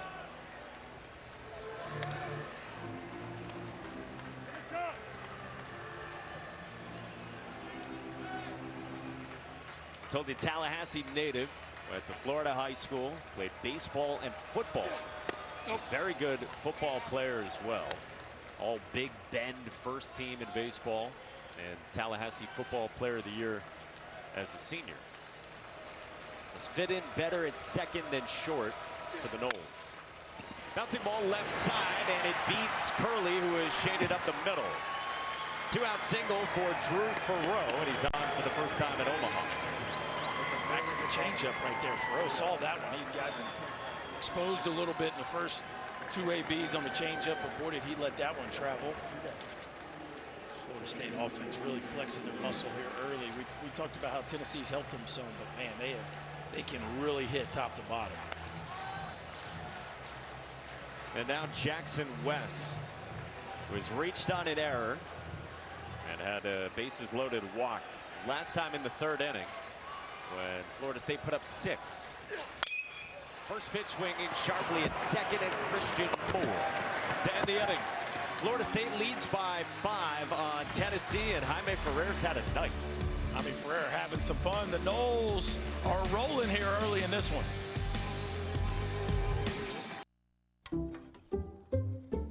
Some people just know there's a better way to do things. Come on. And some people don't. Call or visit Allstate.com to bundle today. Is that your new Nissan Rogue? Yeah, crazy story. So this morning, I'm at the Nissan Thrill of Summer sales event, taking a test drive. When Dave, the sales guy, is like, "You're gonna love this." He shows me the best-in-class fuel economy and lets me know it's recommended by Consumer Reports. When Dave says, "These cars are going fast," I knew I had to have that Rogue. Nissan offers 6 vehicles starting under $30,000, like Rogue, with 2.9% financing for 60 months. Some people just know there's a better way to do things. Come on. And some people don't. Call or visit Allstate.com to bundle today. Welcome back to the Men's College World Series presented by Capital One. Joined now with Link Jarrett. Link, how would you describe this ball game early? I think it reflects our season in a way. The response to what was clearly not good baseball for a few innings, outstanding response. Like the at-bats off a variety of arms. They're going to continue to run a variety of arms at us. I thought the response to some bad defensive plays, incredible response by the group. Proud. Now, we got to get Jamie settled down. The double play to get him out of the last inning was a nice breathing moment for him to try to get off the field and conserve. So now he needs to settle in and go a little bit. How do you do that with him? Well, I think he looked like he was more in command of the stuff the last half. He was not getting the slider where he was trying to get it early in the game, and I think he found it. He got to the changeup, which is a nice job by Micah of trying to find that third pitch for him, and he started to get the fastball in on the righty. So those are all good signs. We just have to continue it. I appreciate it. Thanks, Link. All right, Chris, thank you. Guys? All right, good stuff. Guys, one word to describe Link Jarrett that comes to mind for each of you? Urgent. Yeah. He just seems urgent to build a winner and continue it. Cam Smith retires Dean Curley. One gone for Jamie Arnold. Little things, big things. He already gave your word. Yeah, so he said for both, you gave your word. I unpacked it. No, I'm sorry. Forgive me. I would say urgent. Okay. If I were to pick one. I agree. Okay, wow, that's great. Thanks, guys. No, I think he's so intentional with everything he does. I mean, when he speaks, it's intentional. You can tell he's thinking about what he does. He's intentional with the plan. He's intentional with the players, and they're also intentional. Doesn't mean that there's panic. Like you can give people a lot of self-confidence when in the moments when you give up 2 in the first and 2 in the second, you're kind of not playing clean baseball. You remain the same. The guys react to things like that. Did a good job unpacking that, Kyle. Thank you. Yeah. I urgently tried to get to. See how I gave you space to do that? Good. Yeah. That comes up and in. And hits Dalton Bargo. That's off his arm. On 94, riding up from Jamie Arnold. I just thought it was interesting today. Like, you've got the best turnaround in the country from last year to this year. You see that ball hit right off the elbow pad, and it knocked it off. It would be easy to just be happy to be here. And you're talking to him, and it's like, it sounded like a guy that had been here 15 years and hadn't won the national championship yet. Like, there's just an urgency to win this thing, honestly. That was very palpable today. There's Cal Stark. And that was the message from Link Jarrett. He said he's still mad that being here 3 times as a player, that he couldn't get it done for his head coach, the late Mike Martin. That doesn't leave you. I know that feeling. That doesn't leave you. I was talking with Cam Smith about Link Jarrett. He said every single minute of practice was and is planned out by Link Jarrett in a way that maybe was new for this group. It's been very structured under Link Jarrett in Tallahassee.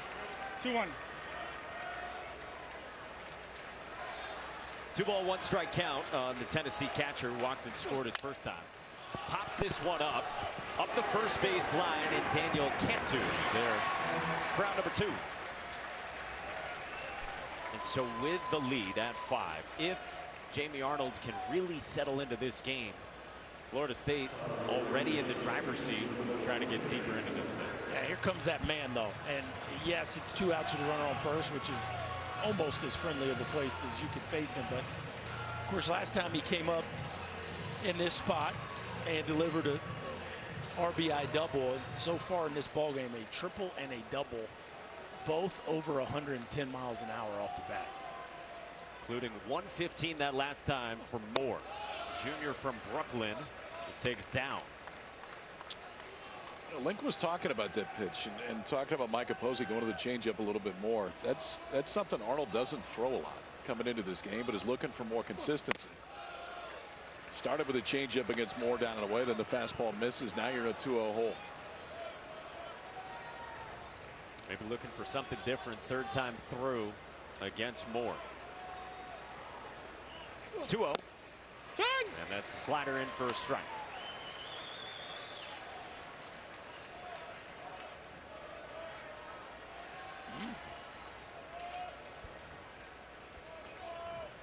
Well, communication there.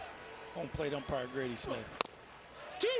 That's a knee-high strike at 96 that doesn't please Christian Moore. He's got to be careful here and get back toward the box.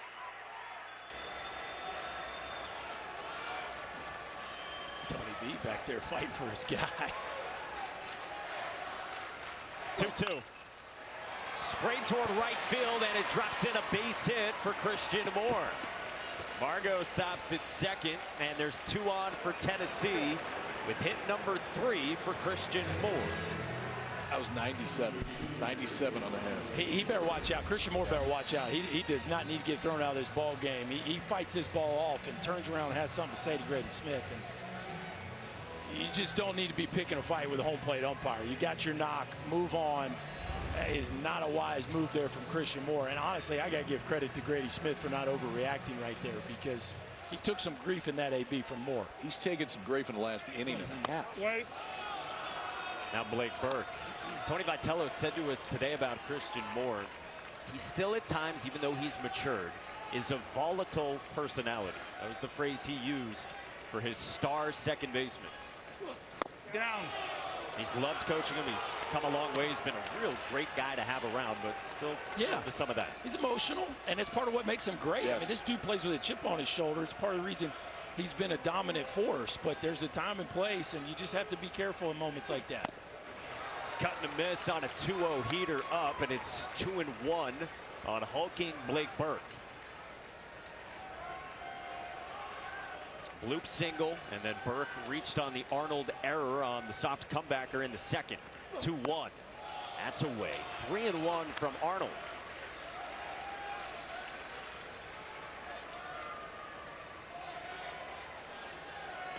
Superstar left-hander anchoring this Florida State staff. 3-1 is down, and Burke walks. Tennessee's got him loaded for Billy Amick here in the 4th. 3-1 slider with a 5-run lead and 2 outs. And maybe that's just a pitch you feel more comfortable with throwing a strike, but that pretty big sign of respect right there against Blake Burke in a 5-run ball game. Micah Posey trudges out to chat again as Billy Amick's walk-up music plays from Knoxville to Omaha.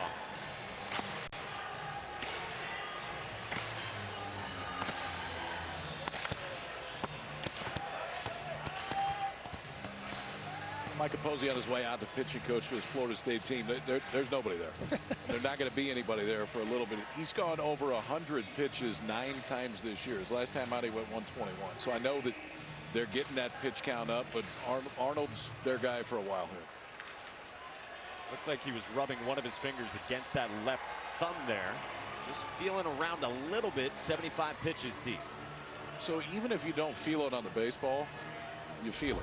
And you know, I mean, looks like maybe on the top, which you're going to have it anywhere. You prefer it to be there, but clearly not so comfortable. There's another first pitch slider right there. To Billy Amick, projected first-round pick. The Clemson transfer. Third look at Jamie Arnold. Walked his first time and then flew out to left. This is struck well to center. Max Williams backs up with room to make the catch. And the inning is over. Jamie Arnold dodges danger in the fourth. For years, they competed against each other. But every 4 years, they take on the world. They represent our schools and our country. We are proud to say, Olympians are made here.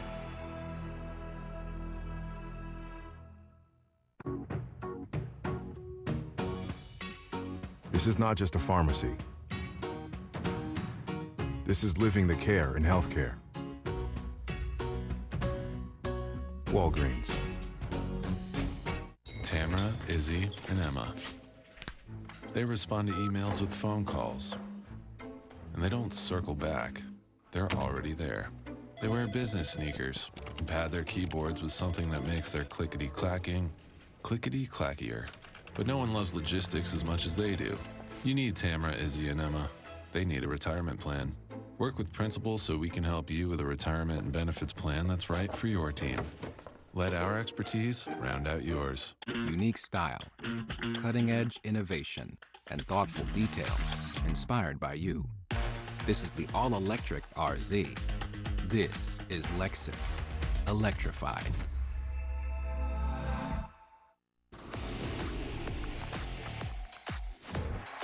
James Tibbs has been a steady performer at Florida State with 55 home runs and a .342 career batting average. He's a good enough runner and defender in either corner outfield spot, but he's taken a step forward this year to be arguably the most big league ready bat in the 2024 draft. The scouting report from our Kylie McDaniel on ACC Player of the Year James Tibbs, due up third this inning for Florida State. They're on day one in Omaha, Nebraska. Max Williams leads off, then Cam Smith, then James Tibbs, and could be 3 first-rounders. Williams a year from now, and Smith and Tibbs this year for the Noles. Yeah, what a find Max Williams has been. 31 plate appearances last year at Alabama. Comes over here, fits into the leadoff spot, playing center field. Talking to Link Jarrett, it's as impressive of exit velos that this team has. Like, you can really impact the ball. He said he's probably a first-rounder next year. This is hit hard. Exit velo at 108 there, but swallowed by Moore, who, like James Tibbs, like Cam Smith, is a first-rounder. Kylie's got 7 projected first-rounders here just for this year's draft. Arnold and Williams would be guys next year. We're about a month away. Yeah, a month away. The draft on All-Star Weekend, and first round on Saturday. We'll bring it to you and get a chance to call all those names at some point. Unfortunately, Brady Montgomery here, but not playing. Right.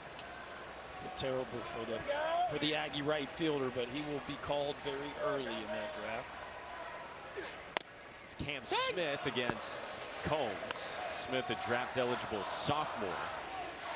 Again, Kylie's got 15th on his rankings. Link Jarrett said to us, if I had him another year, I think he'd go 1-1, or at least could. There you go. It's always cool when you see a guy make a jump like Cam Smith has. How about last year? 66 strikeouts. 28% K rate. This year, just 14. And the strikeouts way down, the walks way up. And big reason he's going to be a first rounder is because of the development that he's seen under Link Jarrett. Nope, it's white. Kind of reminds you a little bit of the 2-year jump that Benintendi had. First year at Arkansas, you had 1 home run. And I mean, you go to an Arkansas game, and Benintendi wasn't really the number that came up. But the next year, he had 20 and was a first rounder as a draft eligible sophomore. He's had a very good career in the big leagues. Fouled away. I think the interesting thing with Smith is where does he fit positionally? He's actually performed well at third base. Still kind of feels a little bit like a project, but the athleticism is such Link was saying he could easily run out there and play a corner outfield spot for sure for you. He strikes out, and there's 2 gone.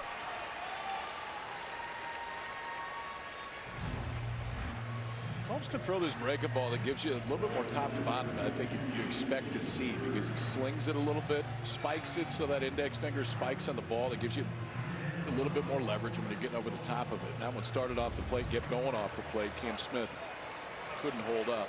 How about this one, the 5th inning for this Florida State offense? Everybody has reached base at least once. Everybody but 2 have reached base at least twice. We're in the 5th. Against the team with the 3rd best ERA as a pitching staff in the entire country. In Tennessee, ranked 1st overall. 0-2 on James Tibbs. Singled in the 3rd, struck out his last time. And there's it, strike 3. 1-2-3 for Aaron Combs. Tony V with KB next. What's wrong? My travel rewards card didn't earn enough miles for my vacation. Are you crying? No. Are you crying because of that other card? No. There's no crying in baseball. Or with the Capital One Venture Card, because it lets you earn unlimited double miles on every purchase every day. And you can use those miles on any travel purchase. And you know why? There's no crying with the Venture Card. What's in your wallet? Let's play ball! Dad, don't forget about my new cleats. Sweetie, I can't make it to Dick's this week. Have you heard of Dix.com? Have I heard of Dix.com? Have I heard of Dix.com? Whoa. Don't overthink it. Let's go shopping. Anyone impressed with how fast that was? We've never spoken, but you've told us many things. That you love stargazing, hate parallel parking, and occasionally your right foot gets a little heavy. The Lexus ES didn't begin in the studio, it began with you.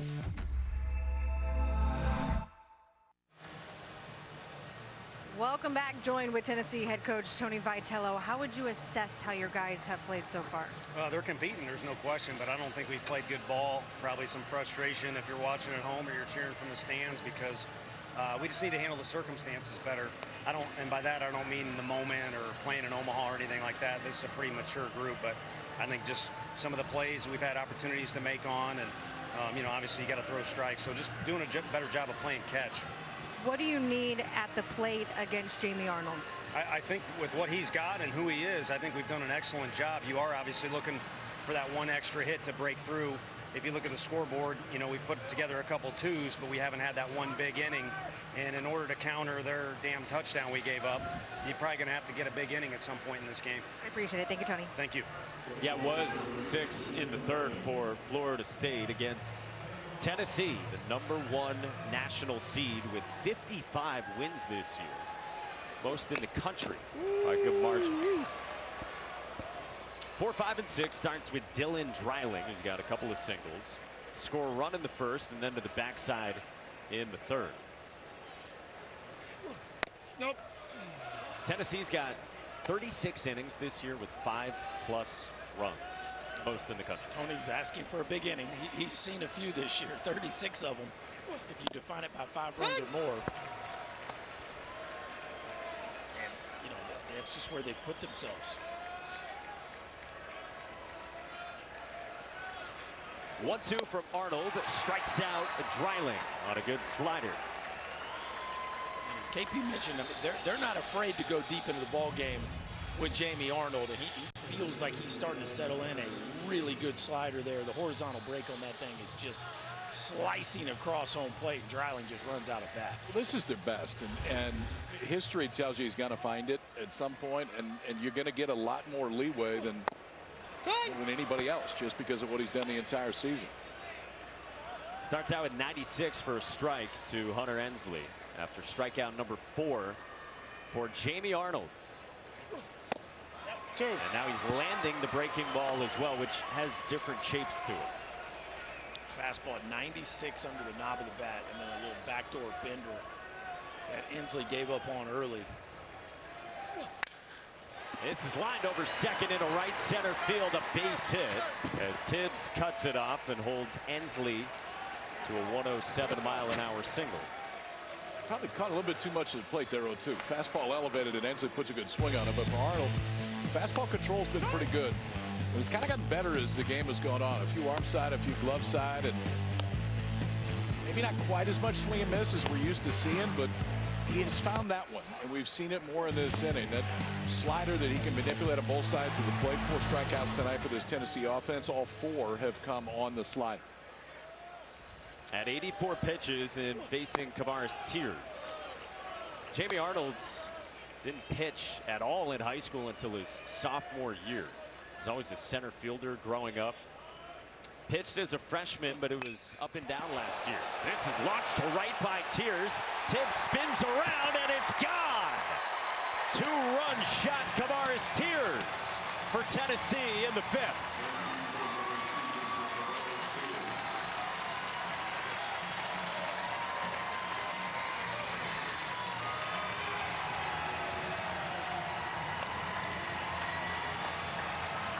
Well, that gets them back in striking distance right there. A loud swing of the bat by Kavares Tears.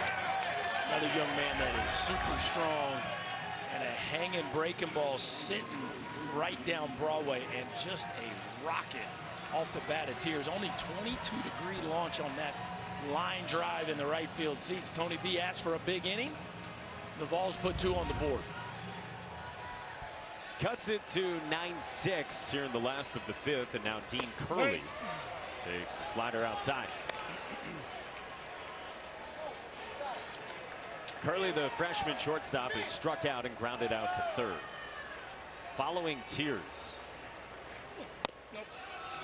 Tears, 2nd team All-SEC this year. A guy last year who had 56 at-bats, 2 homers as a redshirt freshman, and this year has surged. 52nd on our MLB draft rankings as well. Yeah, big story of this Tennessee team is Dylan Dreiling and Kavares Tears, who didn't play much last year, really growing into star roles. And, you know, we talk a lot about the portal, but you look at this Tennessee offense, and it is largely driven by players that are homegrown and developed in their time under Tony Vitello. 2. Full count.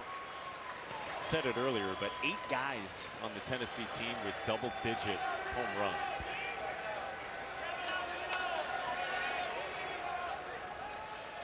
Three-2 is down. Indeed, to Dean Curley, who's on for the first time, and 3 straight have reached against Jamie Arnold. A lot of home runs in the regular season and in the NCAA tournament as well. 27 of them in just 7 games. Yeah, it feels like a lot. 27 in 7 games. A lot of home runs in any era, especially this modern era that we're currently playing under. Where the ball's absolutely flying. This is Dalton Bargo. First pitch swinging, and he skies one to shallow center. Max Williams comes in for out number 2. With Tears' homer, Tears and Burke are now a homer away each from having 20. They could have 5 players with 20 homers. that feels like a record. You hit 174 of them. 5 with 20. That plays. This is not your 2013 BB Core era that we reside in.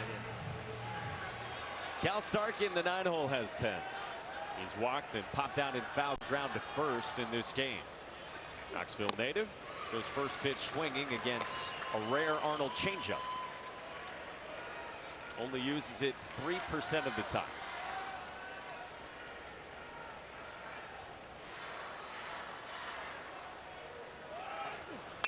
Runner on the move, and this is popped foul. Part of the game plan against Arnold. 11 for 11 opponents are stealing bases against Jamie Arnold. One thing you always know with left-handers, if they don't show you their move early, they don't like their move. Yeah. Yes. And most of them just get very dependent on the fact they're looking at you and that they don't think you're going to run. But there's too much information in the game now, and teams know that he doesn't like the pick, and people have been very successful going first move. Foul down the line. Did you expect Tennessee to do anything more? Try to throw some different looks at Jamie Arnold? Well, we saw Blake Burke steal earlier. Yep. We saw Curley go right there. And I mean, again, this is not a team that use the stolen base much, but they know the report. The way Tony Vitello put it to us this morning was they were certainly considering throwing the whole kitchen sink at Jamie Arnold. You got to take 90 feet when he presents them, is the way he put it. 1-2 in the air center field, and Williams got a good jump. He's got room, and the inning is over. Kavares Tears is the man for Tennessee. 2-run shot cuts this to 3. 9-6 Florida State on day 1 in Omaha to the 6th. Next. Riley, how was camp? It was good. She goes away for 3 days and all we get is good? She goes away for 3 days and all we get is good? Yeah, sounds right. Asked and answered. Now, back to the game. Disney and Pixar's Inside Out 2. Can somebody pinch me? Oh, thank you. Rated PG, now playing only in theaters. When my hormone treatment stopped working for HR-positive, HER2-negative metastatic breast cancer, everything stopped. So what keeps me going? This. This is why I choose Trodelvy. Trodelvy is for adults with HR-positive, HER2-negative metastatic breast cancer who have received hormone therapy and at least 2 additional treatments for metastatic disease. Trodelvy is designed differently and was proven to help some people live longer than chemotherapy.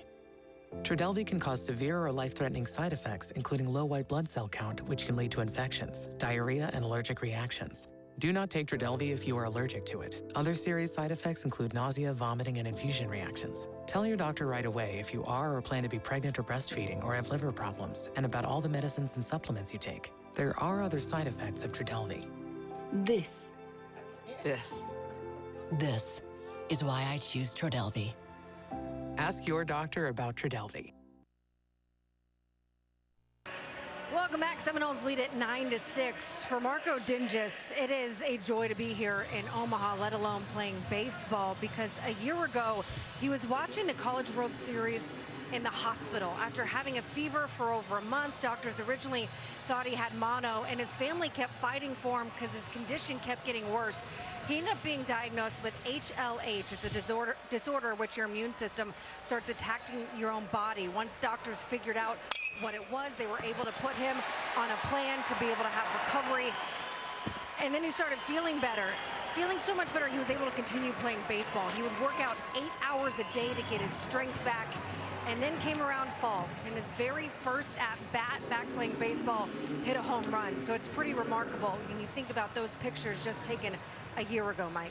He said it's something where the white blood cells eat themselves, and they didn't know what it was. And so 43 days in the hospital, and now a year later, as Chris said, in Omaha, batting cleanup for Florida State. Man. That time period probably felt very long and extremely hard, but man, the fact that he's on the other side of it now, standing here in the College World Series, pretty remarkable story. Hitting fourth. Yeah. Hitting fourth for one of the best offenses in the country. Jaime Ferrer down 0-2 against Aaron Combs. Ferrer's driven in 4, 2-run double, 2-run homer after he walked his first time. And again, Dinges is a true walk-up on this team. JUCO transfer. Batting in the middle of the lineup for Link Jarrett in Florida State. He's called this the best year of his life.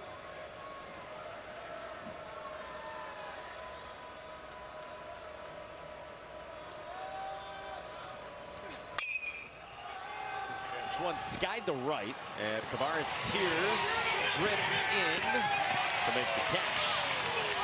Now that is what you want to see from the right fielder. We have seen too many times over the years in this ballpark that ball not be caught by the right fielder. And Kavares Tears just made that play look easy, and that is right in that zone that often ends up being a very tough play for whether it be first, second, or right field. Tears did a nice job of just owning that ball. Until you get about 40 feet from the fence and right and left, this is a big ballpark from a foul territory standpoint. Yeah. And you can steal some outs if you can take routes like that. I mean, just put your head down, go. And make sure that you're the guy that's got a chance to catch it. This is Daniel Cantu, who's walked, singled, and struck out. Jacksonville native. Why doesn't it get made a lot, other than just the space? Because you're sizing up different foul ground, or because of how much you got to cover? Well, I think it's you start deeper, and that ball feels like it's so far away from you. You just maybe assume the infielders are going to make that play. Away. And there's just so few ballparks in the college game that have that much foul ground, that have this big of gaps where you find yourself that far from a baseball that stays in the park. I just don't think college teams have a ton of experience navigating this much turf. Aaron Combs 1-1. Is struck well center field. Ensley backs up on the move to make the catch. 2 down. Wow. That is a home run in probably 98% of the college ballparks. I don't know them all, but that ball is hit 108 miles an hour with 28-degree launch, which is like the perfect home run conditions. Tell me the 2% that's not. They're out there. They're out there. It's that one and then that other one. There's not going to be, and then there's another somewhere. one too. That one place. Yep, where the wind blows really hard in from center. In both of their home ballparks, that's a no-doubter. Forget about it. It's probably over the batter's eye in Knoxville. That Polo Grounds shaped one. Yeah, you know that one. In the Sun Belt. You know the one. Oh, what's its name? This is Alex Lodies. 0 for 2, he's been hit by a pitch. I mean, they are so different. Playing here versus what these teams are used to. What was Frank Anderson saying to us today? That first 10 games of the season, he was counting how many outs were lost because of the lack of foul territory in Knoxville. Then he got frustrated because he was counting so high that he just said, I'm not going to do that anymore. This is pulled on a line to left by Alex Lodies. Marco Dinges goes first to third, and Lodies takes another 90. 2 in scoring position for the Noles, up 3. Dreiling does a nice job of cutting that ball off, because if it gets banging around in that corner, again, that run scores from first base. Ball that's absolutely smoked by Lodies. That's a couple back-to-back barrels here for this Florida State offense. 110 off the bat now. Cal Stark visits Aaron Combs. Weird play there. Billy Amick, for whatever reason, was not at third base. I don't think they had an out, but he got caught kind of hanging out in no man's land, and I don't know if he just didn't think Dreiling was going to get to it or what. Florida State continues to run the bases aggressively.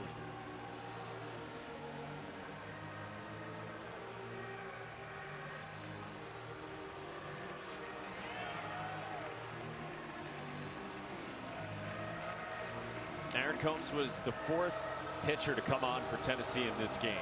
Game started by the opener, Chris Stamos, who only went 8 pitches against 3 batters in there against a couple of lefties, and then A.J. Kazi followed. Then Kirby Connell entered in the 3rd, and then Combs came on for the 4th. 2nd and 3rd for the switch hitting Drew Farreau. Dubs this one to 3rd, and Amick throws wide, but Burke hung on to the bag, and the inning is over. A little dicey there for Tennessee, but they get off the field. Still a 3-run ball game. With no fees or minimums and no overdraft fees, banking with Capital One is the easiest decision in the history of decisions. Even easier than this. We need a clutch hit. Derek Jeter. Hang in there, rookie. Yep, even easier than that. With no fees or minimums and no overdraft fees, is it even a decision? That's banking reimagined. What's in your wallet? Right now, you can get a free footlong at Subway. Just buy any footlong in the app and get one free. Just scan the QR code and enter promo code FLBOGO. It only works from the other side of the screen, buddy. You still got a landline in your house. Order now on the Subway app. You got this, buddy. You got it. During an asthma attack, every second feels like an eternity. Primatene Mist works fast. It's clinically shown to open airways quickly. Get the #1 FDA-approved over-the-counter asthma inhaler, Primatene Mist. Breathe easy again. Kayak. No way. Why would I use Kayak to compare hundreds of travel sites at once? Kayak. I like to do things myself. I do my own searching. It isn't efficient. Use Kayak. I can't trust anything else to do the job right.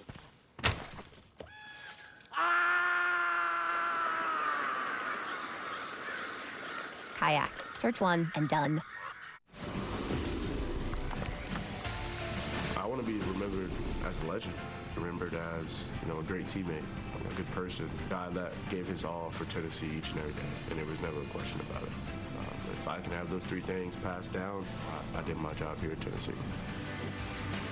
Guys, we've seen that competitive edge already in this game, and when I was talking to Vitello about him, he said he's competitive, and when that fire is burning, it's the hottest, but it's not like that all the time. He told me there's a switch that flips for Simo when he steps on the field. You talk to him outside of the field, and he's very cool and calm, but the second he's in that batter's box, he says he becomes a different person. He's had a pretty good day as well, KB, with a triple, then a double, and then a single. By the way, the only cycle in College World Series history was by Minnesota's Jerry Kindle in 1956. Coach Kendall, legendary Coach Kendall. Christian Moore, though, will not face Jamie Arnold again, who departs and gives way to Connor Whitaker. Trusted arm has started a bunch this year and is third on the team in innings pitched, the junior from Sarasota. 15th appearances, but 9 of those have been in the starting role. So you know that Whitaker can give you some length if you want it right here. It's a low 90s fastball, a lot of sliders to righties, a lot more changeups to lefties. To go right on right against Moore. Nope. Did you expect to see Jamie Arnold this inning? I did. Yeah, I thought they'd try to get one more out of him. After 98 pitches, it's Whitaker who falls behind 2-0. Well, that's what he's going to try to do. He's going to try to sink it. Almost a 60% ground ball rate on that two-seamer. Wants to work down in the zone and then get to that slider for a put away.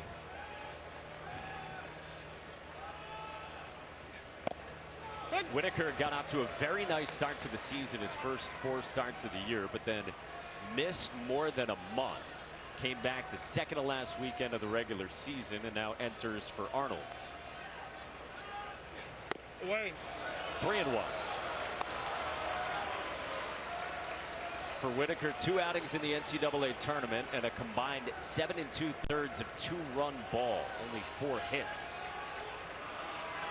3-1. Moore tags it on a line to center. Oh, wow. Williams goes back and he's gone! A cycle for Christian Moore. The second in Men's College World Series history.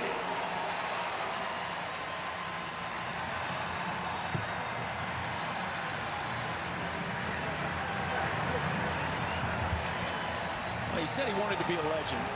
I would say Christian Moore has done just that. You talk about a legendary night at the ballpark, a triple, a double, a single, and a homer in 4 at-bats, and an exclamation point, 117 miles an hour to dead center field.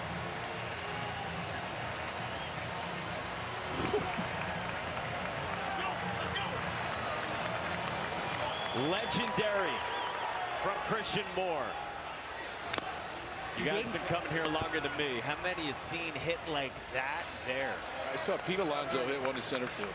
That was a time when you didn't think anybody was ever going to hit a ball out to center field, and he did. And I didn't think anybody was ever going to hit it out to center field tonight. He hit it 30 feet over the center field wall. 440 feet right there. What wind there is coming. There's not as much. He's gone down a little bit, but that ball was touched.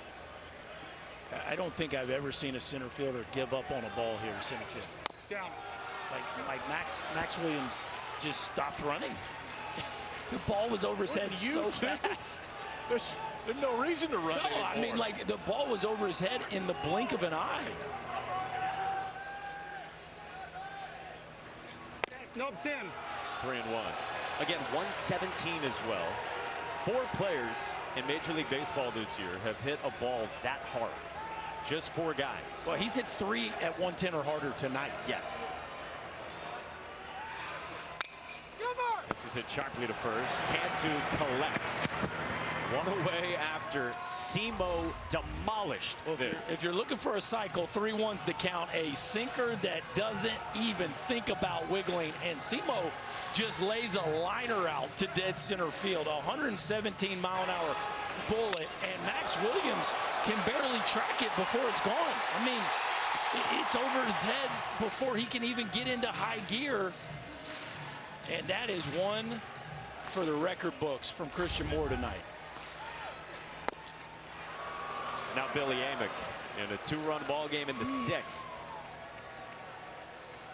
Third longest measured home run in the Men's College World Series since the move to this ballpark. Remember last year Wyatt Langford went 456 and 449. This is pulled off the end of the bat to left at Ferrer for out number 2. This is, we presume, Christian Moore being told about history. Oh, wow. Really? You think it was that or the exit below? Which one? I don't know. I hit it how hard? He's probably hit 117 before, so it probably was the cycle. Or else there's really good statisticians in the Vols dugout. Yeah, you know. Chris Spud might have told him. There's Dylan Dreiling. Man.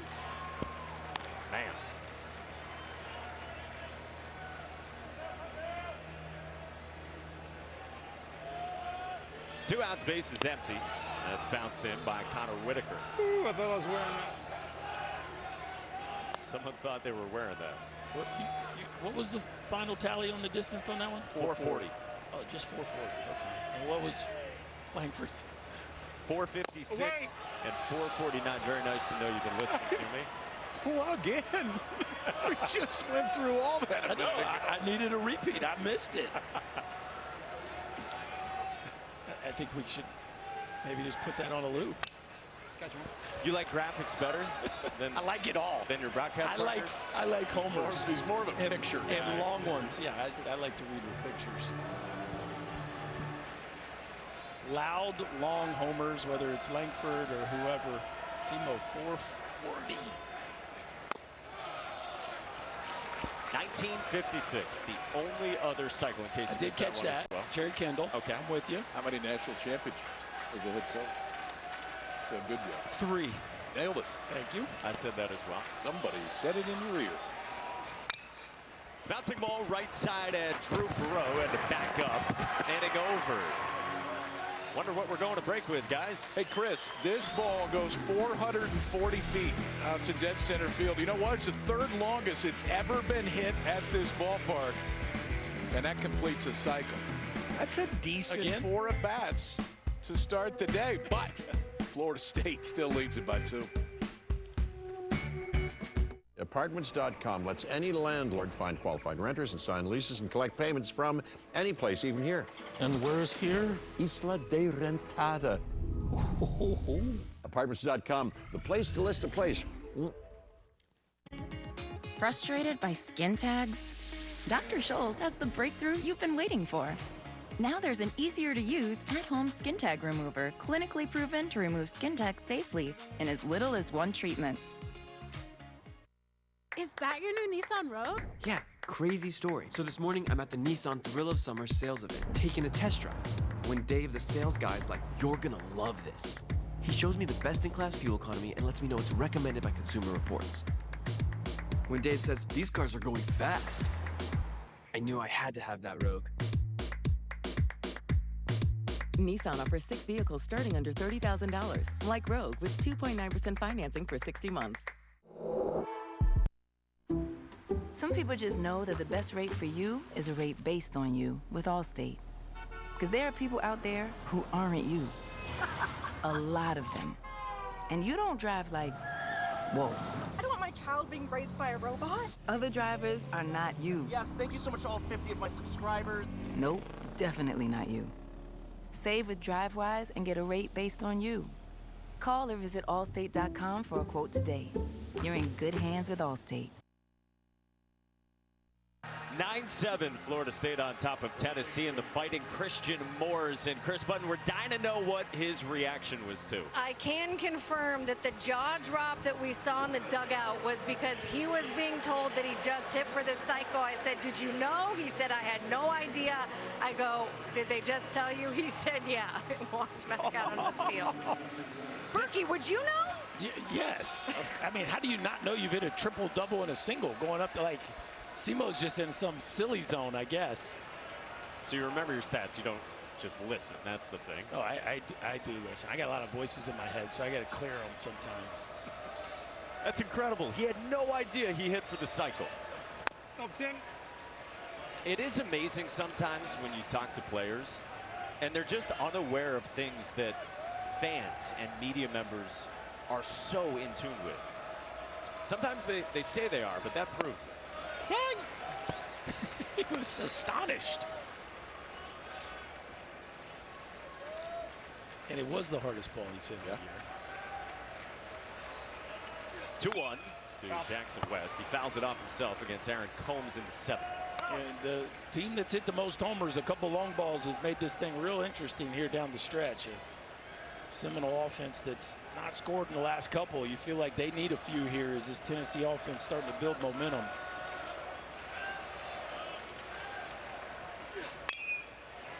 Slash foul. And it came against Connor Whitaker for Florida State, using one of their most trusted arms to try to win game 1 against #1 in the country. Now in the 7th. 2-2 to West, and he lays off. Full count.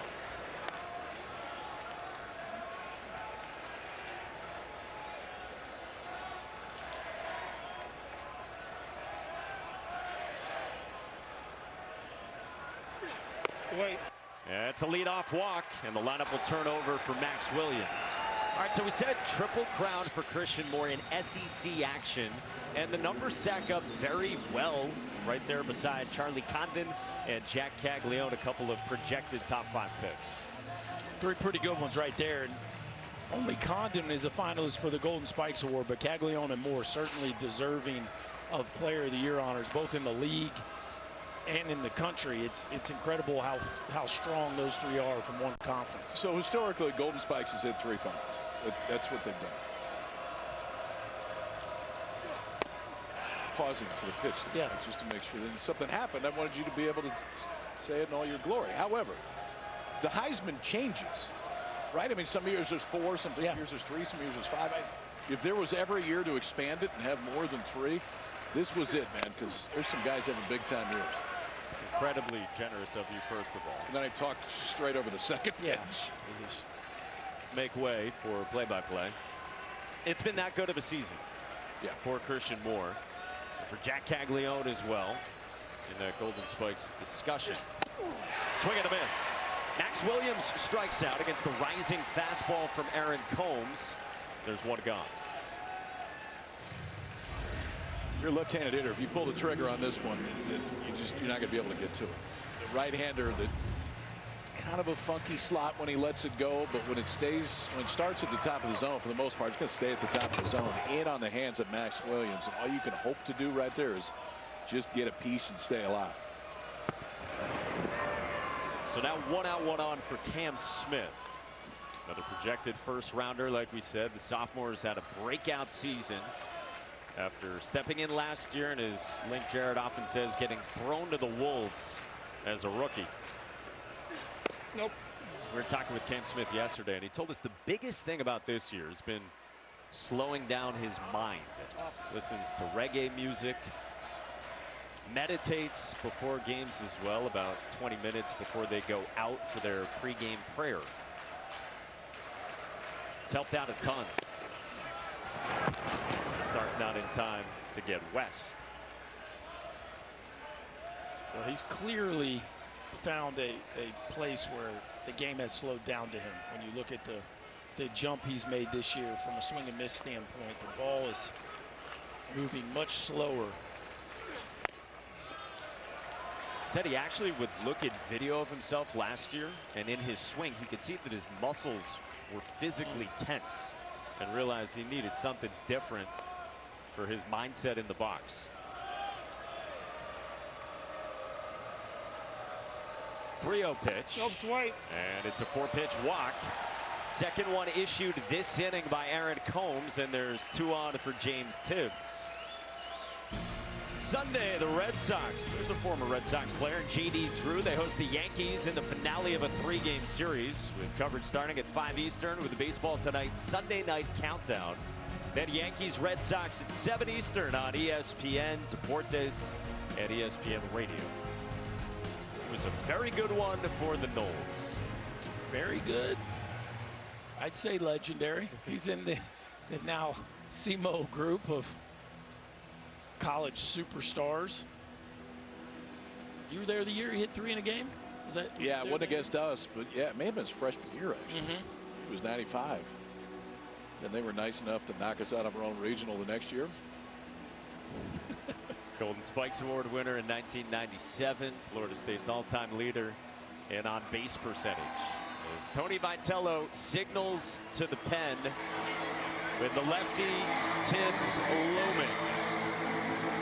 Andrew Benke comes on when we come back in a 2-run ball game in the 7th. If it's been a minute since you've been to Panera, you might not want to wait a second longer. More new sandwiches and salads, more in every bite, and more new options under $10. Enjoy free drinks all summer when you join Panera's Unlimited Sip Club today. Let's go walking in the city tonight. I'm feeling heavy and I can't explain how I feel for you. You got me dizzy and I'm feeling blue.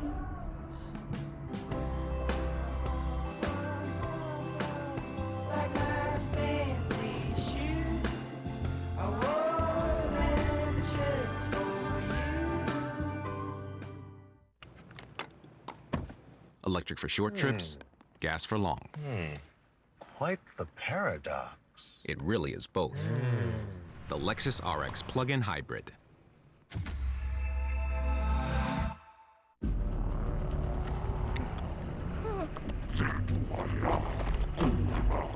Hi, guys. No, wait a minute. There are easier ways to get information about a place. Simply head over to apartments.com. The place to find a place. Nope.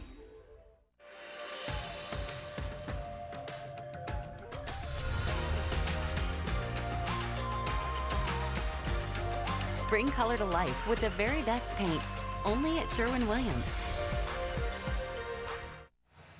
A loaded field at the 77th Men's College World Series, which got started this afternoon with Vance Honeycutt, another likely first-round pick, supplying the walk-off winner for North Carolina. Cardiac Carolina with the walk-off against Virginia. 2 brackets, 8 teams, double elimination format within the brackets, and then the 2 winners meet the best-of-3 championship series that starts next Saturday right here on ESPN. It's really important, like we said, to win game 1, and so Tennessee down by 2 goes for the left-on-left and calls on the sophomore southpaw Andrew Benke. That's one of the advantages this Tennessee team has, is they can go really deep in the bullpen. And that's how you are top 5 in the country in about any pitching category that really matters this year. And for Benke, swing and miss has been outstanding. 36 strikeouts in 26 innings. The left-handers in this Florida State lineup. 4 from the left side for Florida State, and Furrow the switch hitter. Berkey, you went in the weeds on left for James Tibbs. What'd you learn? Well, he struggled. It's about 200 points lower for Tibbs versus lefties and righties. Only 3 home runs. Batting average? Batting average. And what's interesting is he actually struggles more against the left-handed fastball than the slider. But this is definitely the right play to go left on left against Tibbs. First pitch is a slider from Benke to start out to the ACC Player of the Year, and these are the splits. That's pretty drastic numbers right there. Link Jarrett told us today, though, recently the at-bats left on left have been better. With 2 on, that's outside, a ball and a strike. to the super smart hitter, James Tibbs. With Florida State looking to add insurance, up by 2 on the #1 team in the country. The 1-1. That's up and away. 2-1 on Tibbs. Yeah, going back, I went back and watched all 3 of his homers that he hit off lefties this year. All 3 of them were on the inner third. So you can see Tennessee being very careful, keeping the baseball on the outside edge to Tibbs. Behnke's 2-1. That's down and away.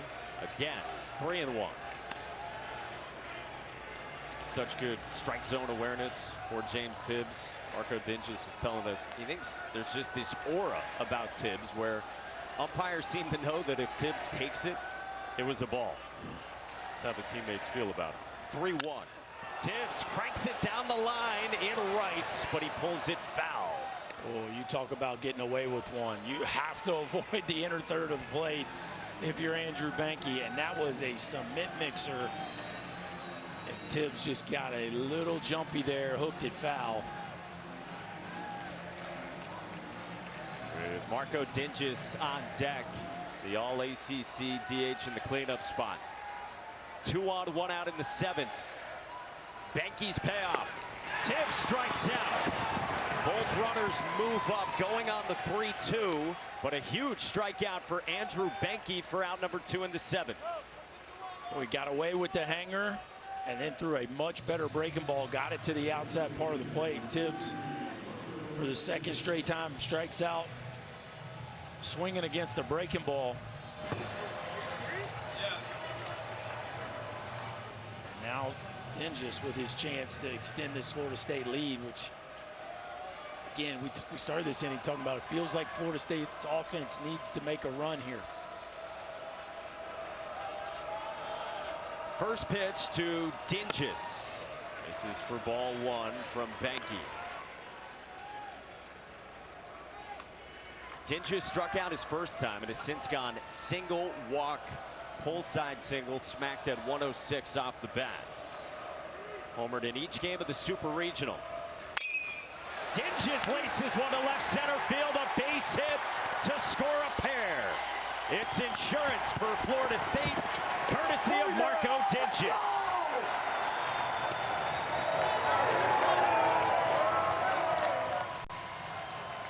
I guess they were listening to you, Berkey. A couple of walks in the inning. And it sets it up for Dinges, who now has reached base 4 of the 5 times today. 3 hits, 2 singles, and then this one. It's a changeup that just gets enough of the plate. And that is the pitch that Behnke wants to go to most against right-handers. He throws it about 60% of the time.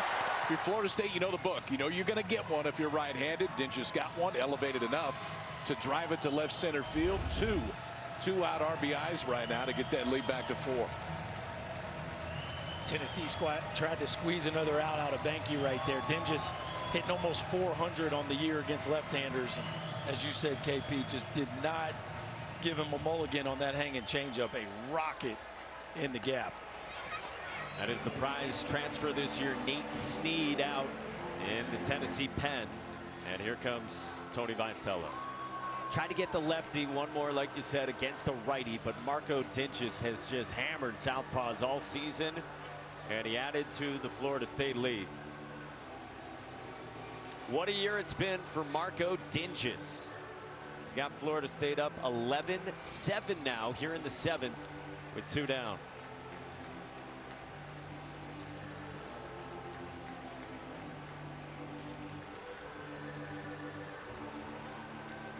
And at long last, here comes Nate Snead. He enters, we exit in the 7th with Florida State on top. Dad, don't forget about my new cleats. Sweetie, I can't make it to Dick's this week. Have you heard of Dix.com? Have I heard of Dix.com? Have I heard of Dix.com? Whoa. Don't overthink it. Let's go shopping. Anyone impressed with how fast that was?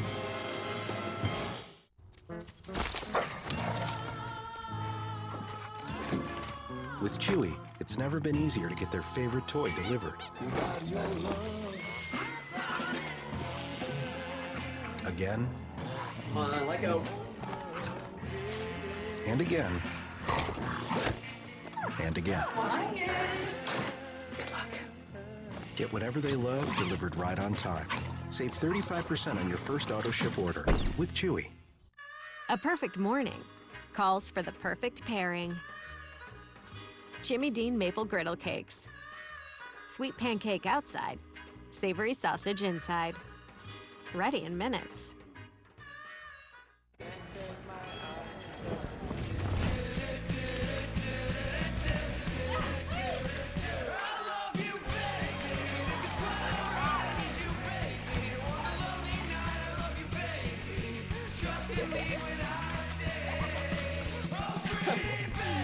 These are all keepers. Store more, share more. Get iPhone 15 Pro on us and get a great deal on iPad and Apple Watch SE. Connect with AT&T.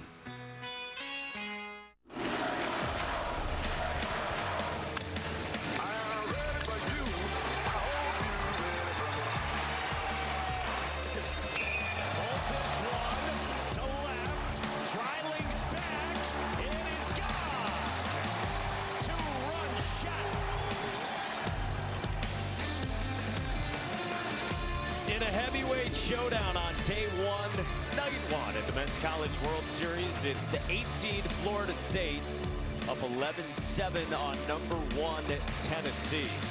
Christian Moore is hit for only the second cycle in Men's College World Series history, but Florida State's offense has erupted against a cavalcade of arms for the Vols, who now turn to Nate Snead, the hard-throwing right-handed transfer out of South Milwaukee, Wisconsin. Pretty fastball heavy, and you would be too if you can bump 100. Nate Snead's going to live in the upper 90s, about 75% fastballs. I think it's kind of interesting. Like you would expect to see a little bit more strikeouts based on the inning, just purely based on velocity, but he can really run it up there. Gets Jaime Ferrer to bounce one gently, and off the mound, Snead throws him out. Ooh, that was close. On a bang-bang play on the trickler at first, and the inning is over. Florida State adds on. Vols bat next after the stretch, down by 4.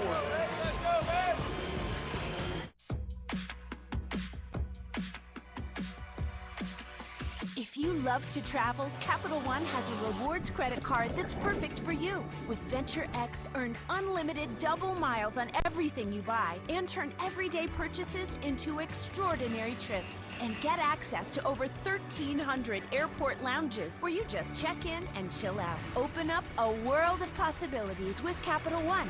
What's in your wallet? At Doth's, an ordinary pretzel just isn't enough, so they add savory seasoning and tempting buttery flavor into every delicious twist. Now that's enough to make you order a special delivery. That seems like a lot.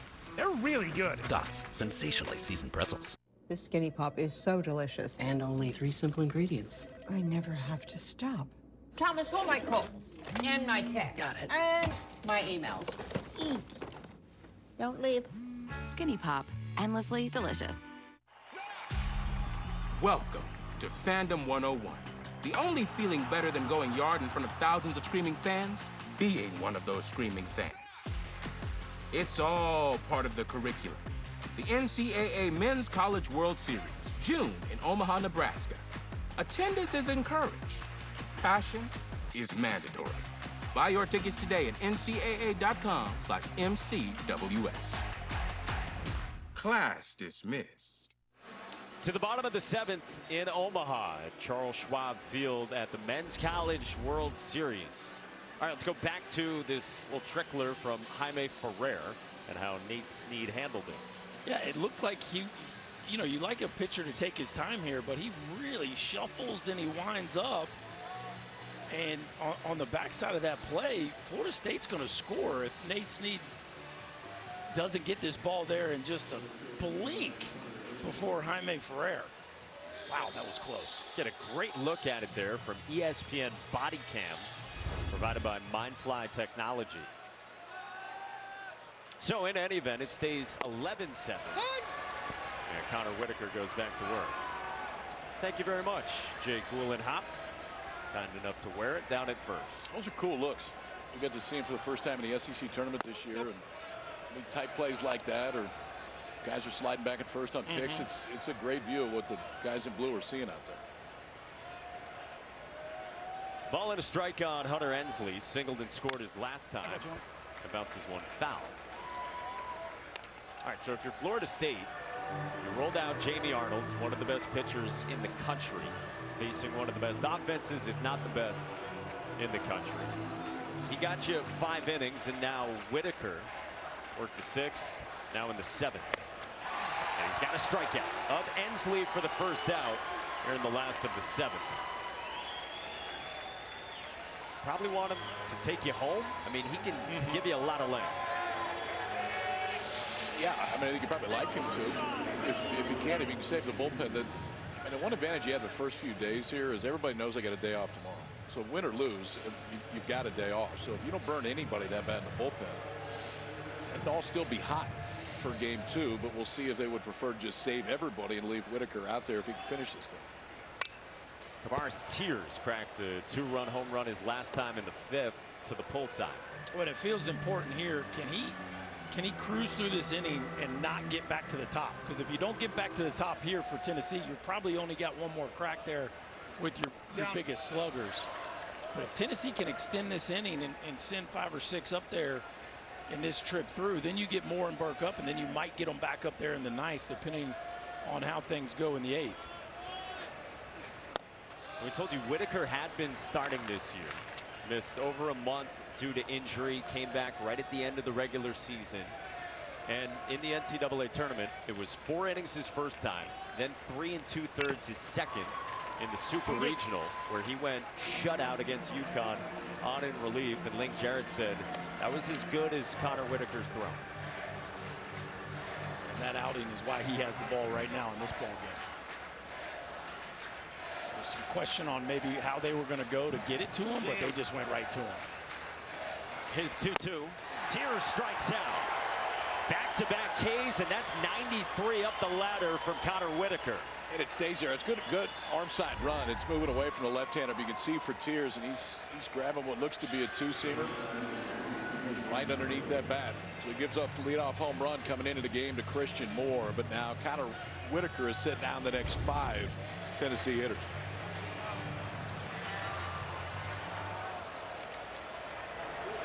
Three years is a really big part of this pitching staff. Nope, down. And now pitching here in Omaha against Dean Curley. Shortstop in the 7th spot for Tennessee. He struck out, grounded out, and walked.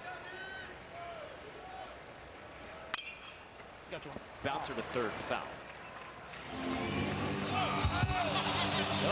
Hey now. I like the effort. I mean, you know, sometimes you just got to go make the play. He didn't make the play. Yeah, but you got to give all you got, Gabe. This College World Series, like, sometimes you don't get it done. Bouncer that stays fair, and Cam Smith on the hop, wide throw, tough play. Dean Curley is on with 2 outs for Tennessee. We saw this in the opener today. I mean, right in front of home plate, you can get hops like this, and it's another one right here because Smith's playing pretty deep to start. Has to go all the way back, and then this thing just has to be, we got one chance to get rid of it, one hop it over there. And offline enough for Dean Curley to reach right there with a 2-out infield single. Yeah, it's a huge difference here where that ball takes its first hop. Yes. If it lands in the dirt, it's got a chance to really bound. If it lands in the grass, it's going to decelerate quite a bit. Brings up Dalton Bargo, the Omaha native. Takes a slider for a strike. Sophomore transfer from Missouri, who in game 3 of the Super Regional on Sunday in Knoxville cracked a pair of home runs, as KP told you earlier. Whitaker's 0-1. Cut and miss. Stays with a couple of breaking balls.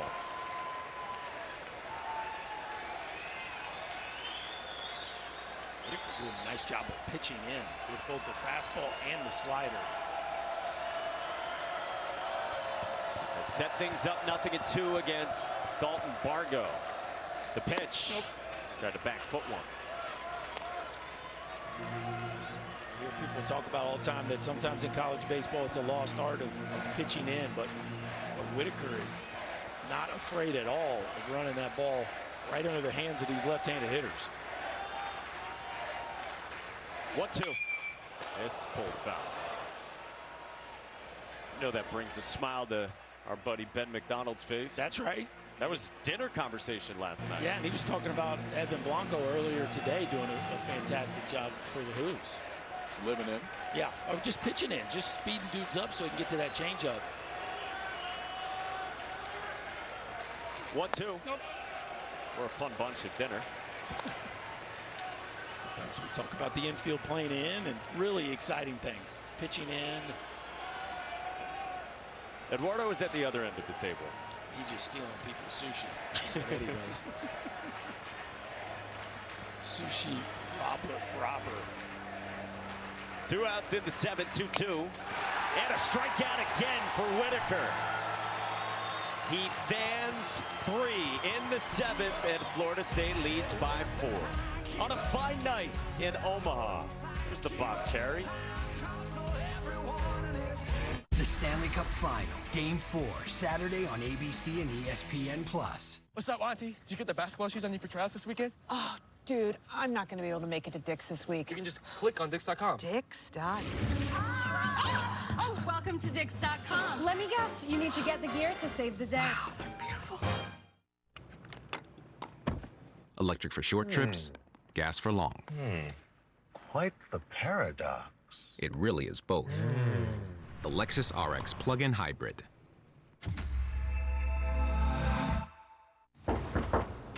Sorry, party's canceled. Waiting on the cable internet guy. First, I had cable, but those cords weren't me. So he switched to T-Mobile home internet with 5G. What a feeling! I have Wi-Fi now. I need home internet from T-Mobile to fulfill my life. Get home internet from T-Mobile now, just $50 a month. This is what it's all about. Know these fans are going to be dialed up. Something special tonight here in Omaha.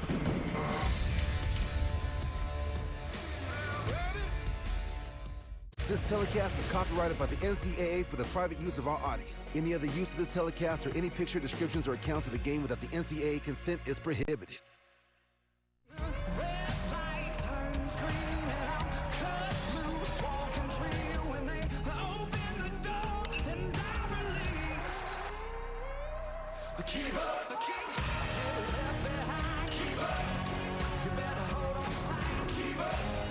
The first 4 teams got in action today, and the next 4 tomorrow. 2 o'clock Eastern, ESPN. NC State, led by old Elliot Avent against Kentucky. First trip ever here for Big Blue Nation. And then 7 o'clock Eastern, Texas A&M and Florida. The only non-top 16 national seed, but oh yeah, they're the reigning runners-up. And we're the preseason number 2. We're in the 8th inning. And Nate Snead has one get fouled off by Daniel Cantu, and that's uncomfortable for Grady Smith. This is Winterview, the home plate umpire. You don't mind if Kyle Stark makes a slow walkout.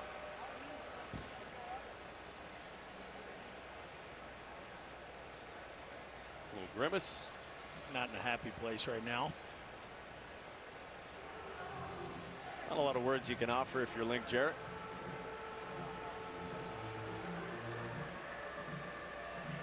In any event, 2 really good games tomorrow. Yeah. How about the Cats here for the first time ever?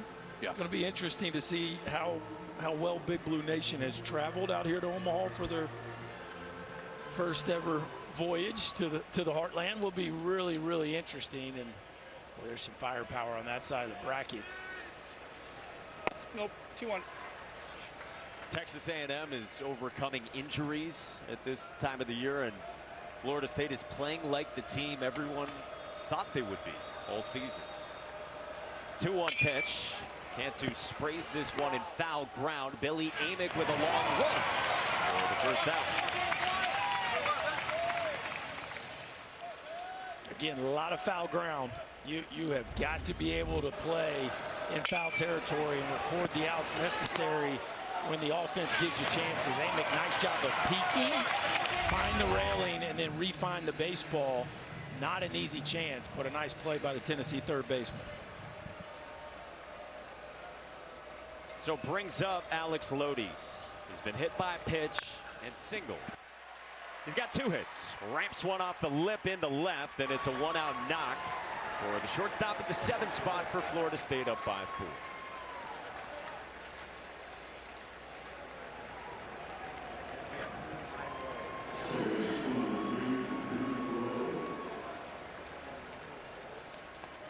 Florida State in its 24th trip, as we said, to Omaha, trying to chase that elusive first national championship.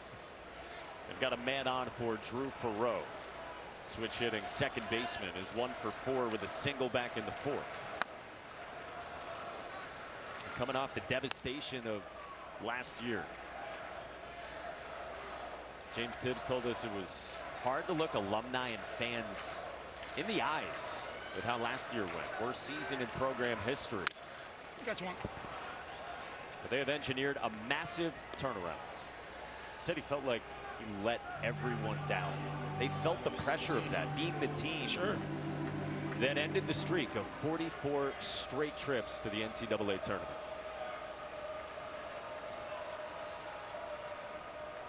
One to Perreault. Pulls it foul, 1-2.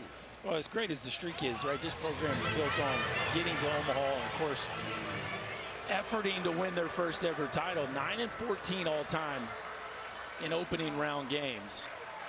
So they've had their chances. We talk about how important it is to win game 1. They're below 500, but still 9 separate times.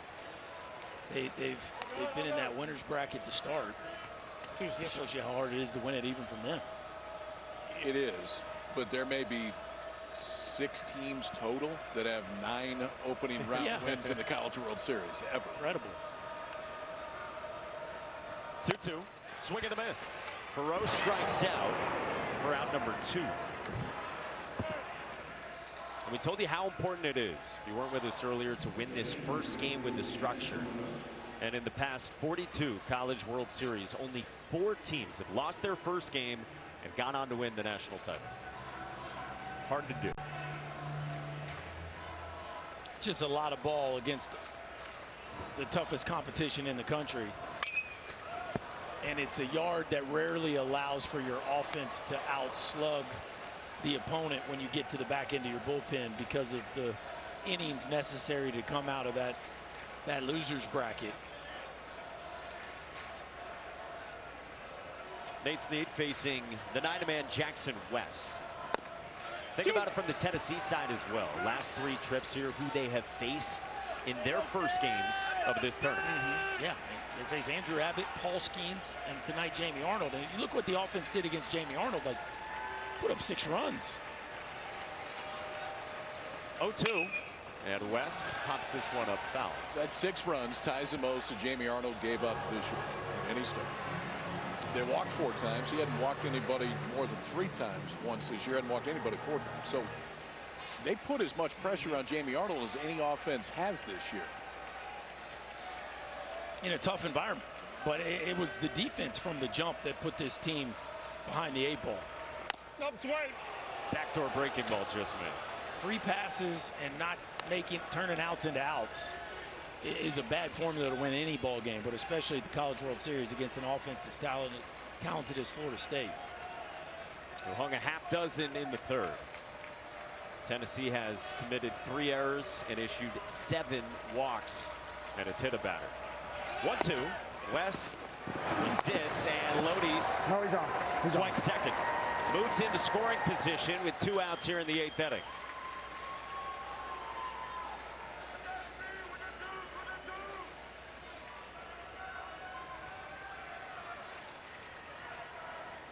Love it. 2 outs, 2 strikes. Give your team a chance here. Ball finds a hole and you add another. 2-2 pitch. And West lays off. It's a full count. Florida State, meanwhile, has been very opportunistic running the bases tonight. Really have. It's not so much about the stolen base when you talk about base running. It's the extra base, especially in a big outfield. You have to be prepared to go first to third. So Max Williams on deck. 3-2, and West walks again. 3rd time he has walked. I told you the 8th now from Tennessee pitching. There's 2 on for Florida State, up by 4, trying to add on with the big bats coming.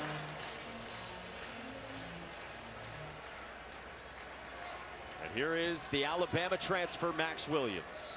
Singled his first time and again in the second against Snead. I got to reload now. Max Williams is from a Florida State family.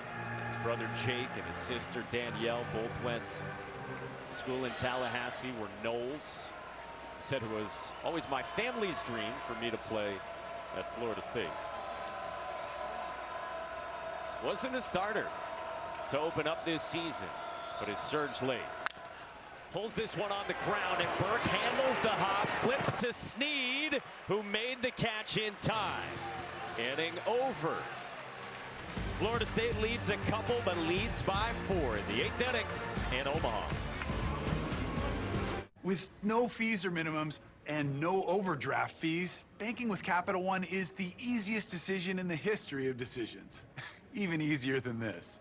We need a clutch hit. Derek. Derek Jeter. Hang in there, rookie. Yep, even easier than that. With no fees or minimums and no overdraft fees, is it even a decision? That's banking reimagined. What's in your wallet?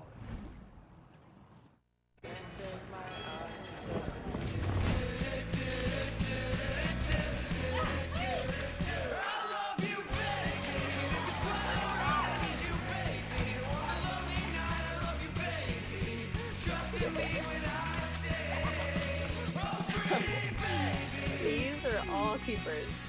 Store more, share more. Get iPhone 15 Pro on us and get a great deal on iPad and Apple Watch SE. Connect with AT&T. Remember space and legroom? That's more like it. The 3-row Lexus TX. Hi, we're Visible. Get set to travel this summer with a wireless plan that'll keep you connected on the go. All on a one-line plan with unlimited 5G data and hotspot for just $25 a month. From vacation to staycation, travel like a champion when you switch at Visible.com. The NCAA Men's College World Series is presented by Capital One. What's in your wallets? Florida State and Tennessee, led by Christian Moore, trailing in this game, but Christian Moore has made history with only the 2nd cycle ever. The Men's College World Series, and the other was back in 1956. Connor Whitaker only faced 1 above the minimum in the 7th, and that might be important here for how many times you got to deal with Christian Moore the rest of the way. Yeah, so you get Moore here 2nd in the 8th. And again, if Tennessee's going to win this game, they're going to have to send a bunch of people still to the plate. But I think only facing 1 above the minimum in the 7th sets him up where he could potentially get to the finish line of this ball game with only running through the top of the Tennessee lineup one more time.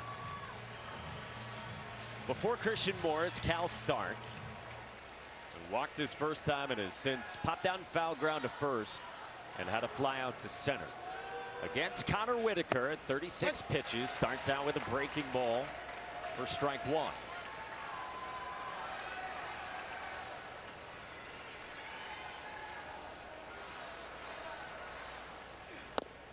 Good command, 0-2.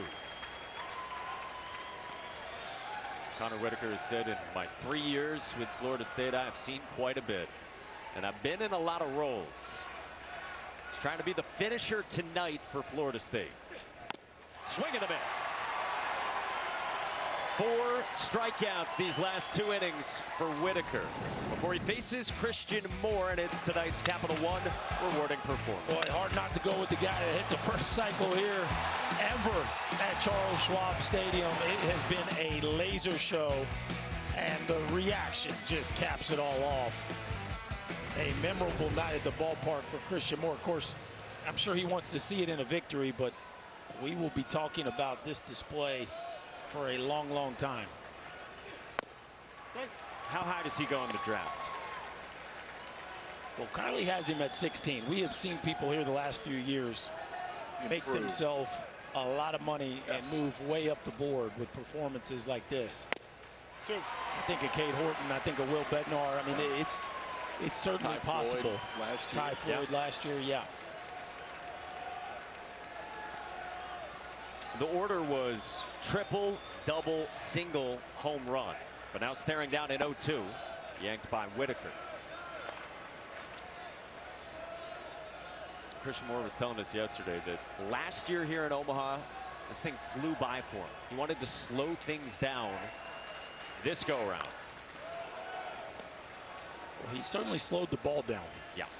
It's been right center triple, left field line double, a 2-strike jam job into right, and then a 1-iron over the center field wall. At 117 miles an hour at an estimated 440 feet. For those not paying attention. 1-2 is down. You talk about filling up a spray chart all in one ball game. Yes, that will do it. Remember, dealt with a little leg issue in the supers as well. Told us glute, hamstring area.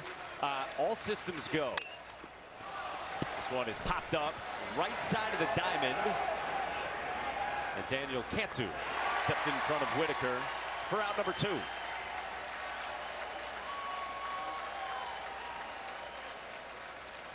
Boy, this role has seemed to suit Connor Whitaker. Yeah, and I know he's filled multiple roles and was a starter at the beginning of the season, but man, what he has done tonight is take the air out of this place. I understand that well, Moore goes deep for the home run to start it, but other than that, it's just a 2-out single. He struck out 4.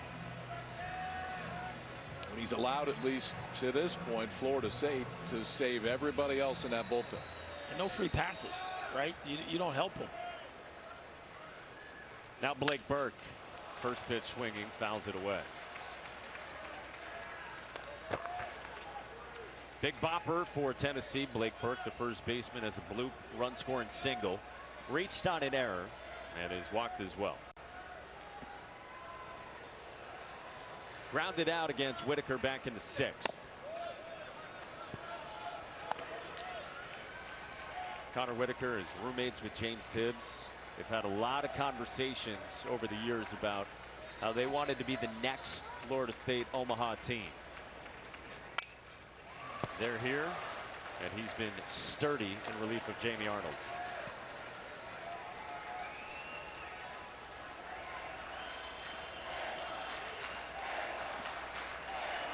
Tried the 2 most reliable arms all year for the Noles. Nope, down. That's down. 2-2 on Burke.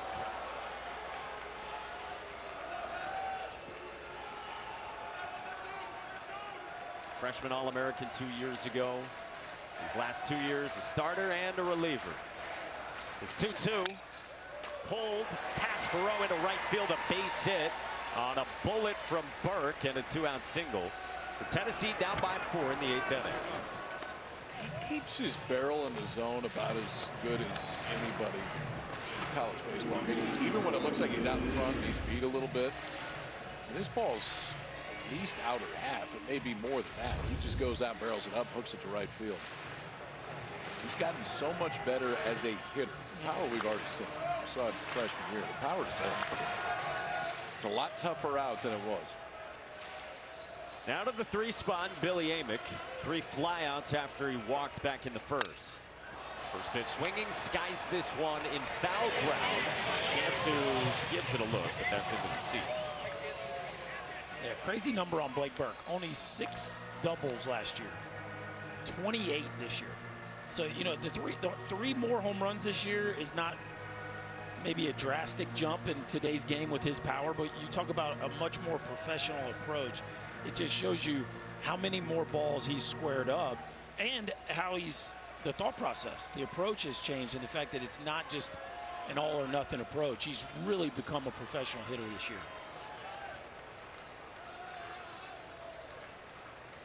With Burke on for Amick. Nope. It's up high. Had some funky doubles totals out of the SEC last couple of years. You've been talking about Jack Caglione all season. Yeah, he went most of the regular season with 3. And he's doubled that now in the postseason. Filed under statistical oddities. Hot foul 1 and 2 for Whitaker against Amick. With 2 outs here in the 8th inning. Sounds like we had a great catch there. And Selly. Well done. Well done. Gator fan in the house. Will advance scouting. Whitaker's 1-2. And on the hands and foul.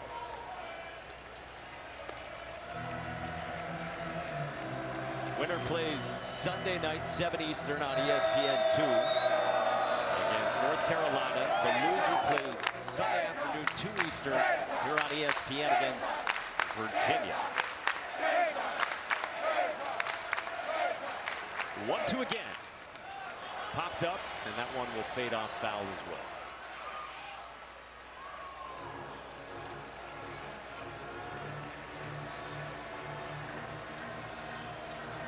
Packed house here at Charles Schwab Field on day 1 on this Friday night at the Men's College World Series.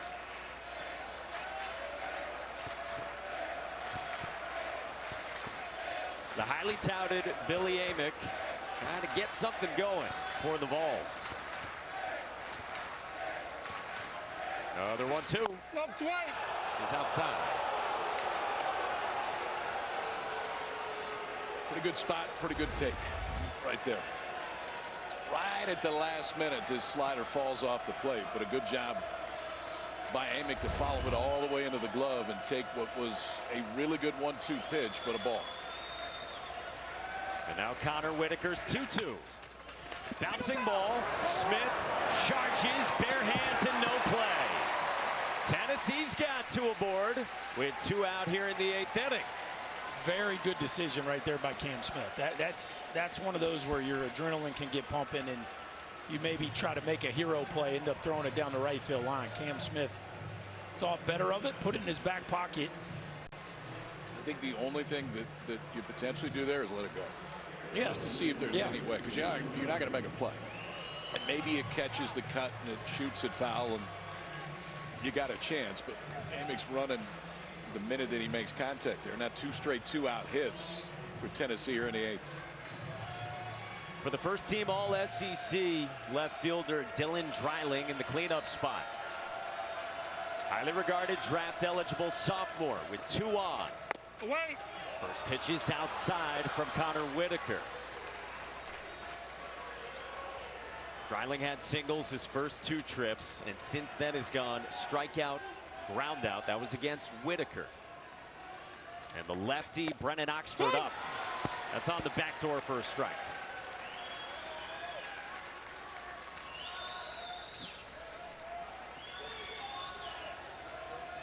Amick and Burke aboard. The 1-1. Other way, falling fast, and it's down for a base hit. Burke to the plate, the throw is cut, and it's a 3-run ball game in the 8th inning.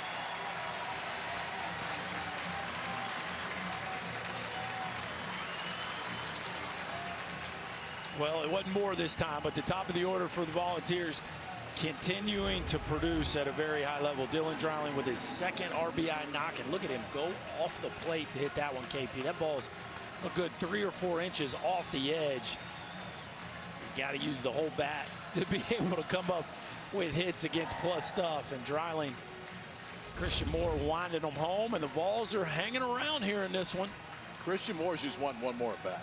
Just figure out a way to get it back to me at this point.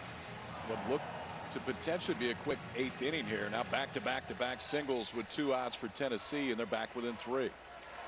This is kind of what we talked about too. Can you position yourself where the top gets back up again in this ball game? And a 2-out rally here has certainly made it interesting for the last 4 outs for the Seminoles. And if you're Tennessee, it's hard not to be thinking at this point that what could have been defensively plays early in this ball game. They've committed 3 errors, and the ball's kind of got kicked around in all corners of this ballpark here tonight. So it's the 5 spot, and the 4th-year junior Hunter Ensley, the center fielder, who singled in the 5th in a 1-for-4. It's been pretty good this season right on right.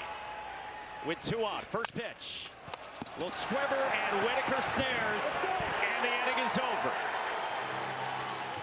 Connor Whitaker limits the damage and sends Florida State to the 9th inning ahead by 3 on #1 Tennessee on day 1 of the College World Series. For years, they competed against each other. But every 4 years, they take on the world. They represent our schools and our country. We are proud to say, Olympians are made here. Is that your new Nissan Rogue? Yeah, crazy story. So this morning, I'm at the Nissan Thrill of Summer sales event, taking a test drive. When Dave, the sales guy, is like, "You're gonna love this." He shows me the best-in-class fuel economy and lets me know it's recommended by Consumer Reports. When Dave says, "These cars are going fast," I knew I had to have that Rogue. Nissan offers 6 vehicles starting under $30,000, like Rogue, with 2.9% financing for 60 months.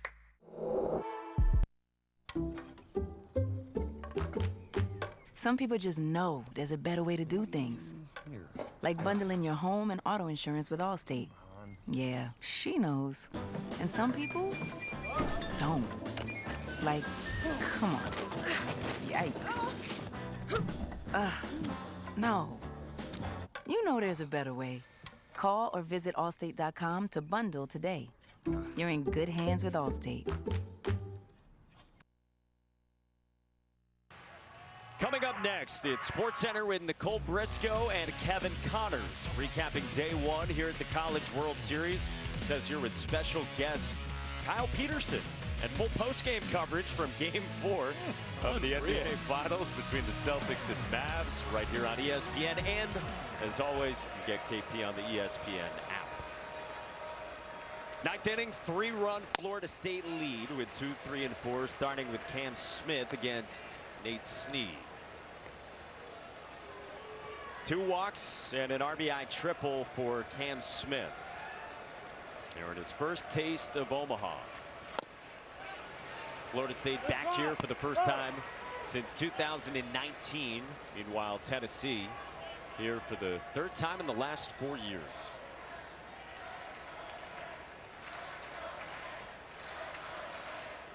Oh-2 is up.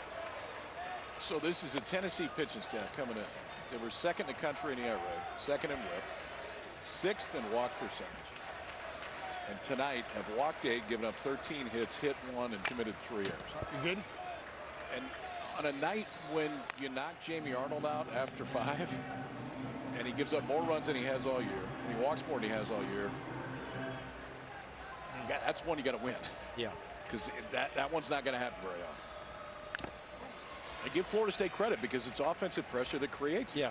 It's you can't just pump fastballs to these guys because of what they've been the entire year. And the scouting report is not an easy scout against this Florida State offense at all. They can slug too.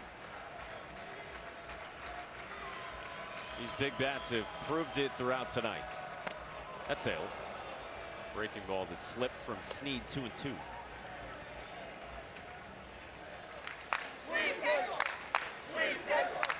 Noles fans, the Garnet and Gold have traveled to Omaha. Nope. That is called a ball, full count, and no swing.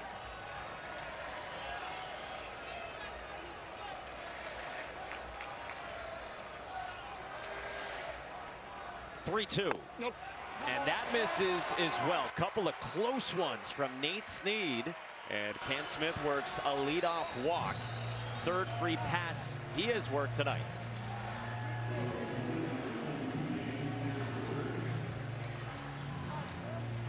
Quizzical look from Tony Vitello and some frustration from Cal Stark barking behind home plate as Florida State looks to add on with James Tibbs.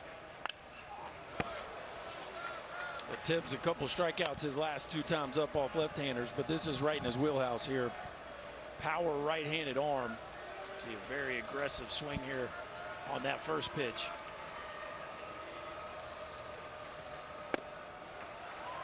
'97 up and away. You said it was a huge game for James Tibbs in the Super Regional Game 2 against UConn with 3 home runs in a 5-hit performance. That's a strike, and it's 1-2.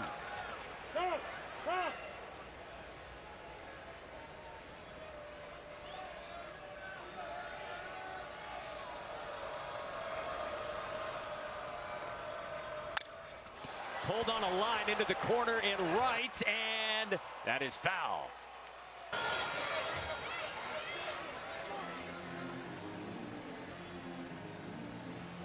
You said it earlier, KP. This place has a ton of foul ground, except for about 40 feet to the line, all the way to the wall. And this thing doesn't have much room to miss by, but about 3 feet.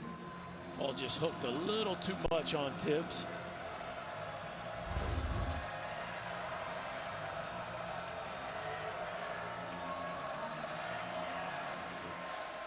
Team leader in OPS and the ACC's Player of the Year. Waits on a 1-2 from Nate Snead. Here it is. Got a piece of that foul right at home plate off himself.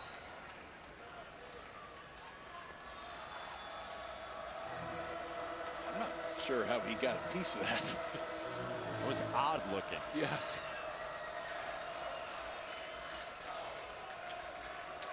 With Cam Smith aboard for him, and Florida State up 3. He strikes out. Snead gets a big first out here in the top of the 9th. Snead has that cutter that it almost acts as a rise ball when it's on that side. It holds plane, and it's not quite as hard, but that's what this is. He's just getting around a cutter that stays right there, and you don't see too many pitches like that. But elevated in the zone, he gets a lot of swing and miss, and over the course of the season, it's above 36% on that pitch right there. So it doesn't necessarily need to be in on the left-hander's hands. That was out away and elevated. Tibbs swung through it. Nope, it's up. So he's the first down in front of Marco Dinges. Big day for Dinges, the JUCO transfer with 3 hits, a couple of RBIs and a walk as well. Skies this one in foul ground, and Blake Burke at the railing puts it away for round number 2.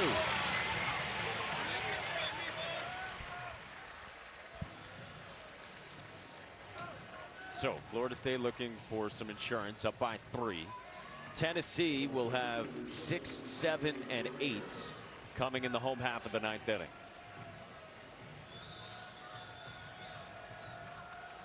And judging by Florida State's bullpen activity or lack thereof, it looks like it's Whitaker. To finish it out, this is Jaime Ferrer. 2-run double in the 3rd, 2-run homer in the 4th, and a walk as well.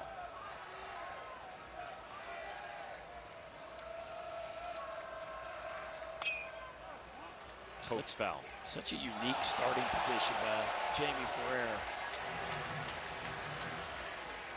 What we got here, Balk? Tony Vitello is hot as he comes out now, heads down the third base line at Sean Rakos. And Cam Smith is up at second. Gotta be kidding me, says Tony Vitello.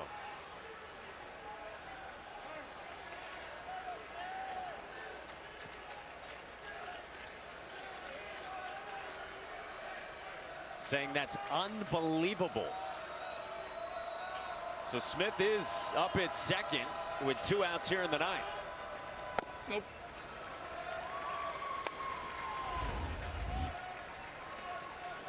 Let's see where they got him. It was a balk, and you can see the reaction of Smith on first base. He heard it. I don't know if it was called by Linus Baker at second base or Sean Rakos at third. And now this is hammered to right. Tears goes back, and he's got room. Hit into that wind to put it away. Tony Vitello is still displeased. His team down to its last 3 outs tonight, trailing by 3 against the Noles. Get ready for the next chapter of spectacular. Brilliant. The next challenger. The world's #1. The next champ to beat. Get ready for the next highlight. Remarkable defense. The next to make history. Get ready for the next star to shine. Unbelievable. The next greatest of all time. How good is this guy? They ready. Oh, delicious. She's definitely ready. Are you? The U.S. Open.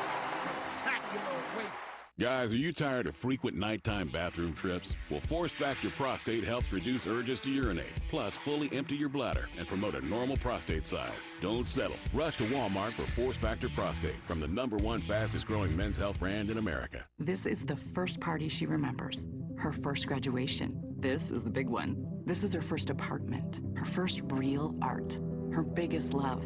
Her best day. With so many more to come.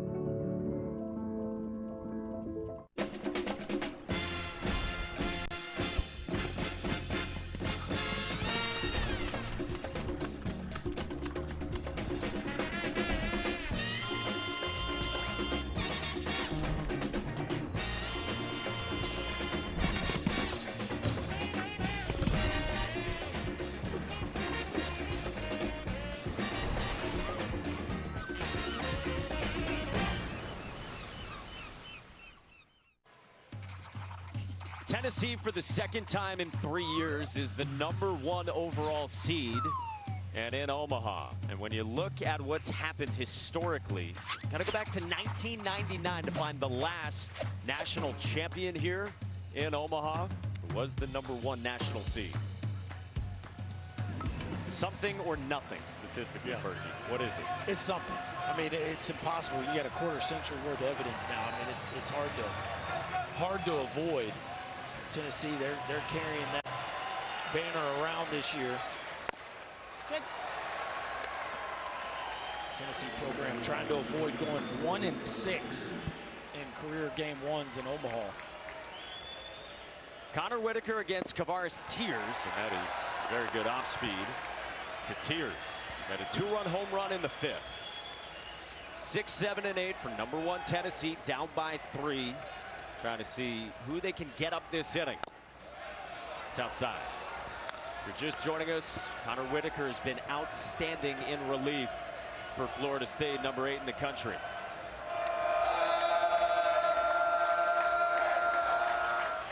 Three innings following the starter Jamie Arnold.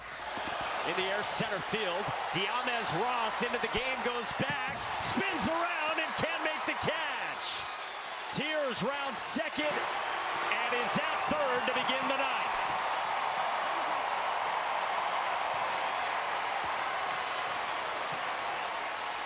Diamez Ross just into the game as a defensive substitute in center. Moving Max Williams to left, could not run it down. No, we've already seen the power of Kavares Tears tonight, too. Home run to right field, and when he gets it, even though not too many balls go out or have a chance to center field, if he gets it, it will. That's a changeup. He waits and watch, turn one way, then right at the last minute, turn the other, and Diamez Ross, who is a very good defensive center fielder. I think the fact the ball went that far shocked him, because you just don't expect it to center field, but that dude has the ability to do it. Tennessee in business out here now with the leadoff man on third base to start the 9th. Diamez Ross has started a bunch in his 2 years in Tallahassee and was the starter to begin this season. Ended up tweaking his hamstring, and then Williams took over. They wanted Ferrer's bat obviously in the lineup, but they pull him from left field defensively here. And Ross gets greeted by Kavares Tears with a triple to start things in the bottom of the 9th. And now Dean Curley, true freshman from California, right on top of the plate, watches strike 1. Strikeout, ground out, walk, and infield single for the 6'3" rookie. No, it's white. Ball and a strike.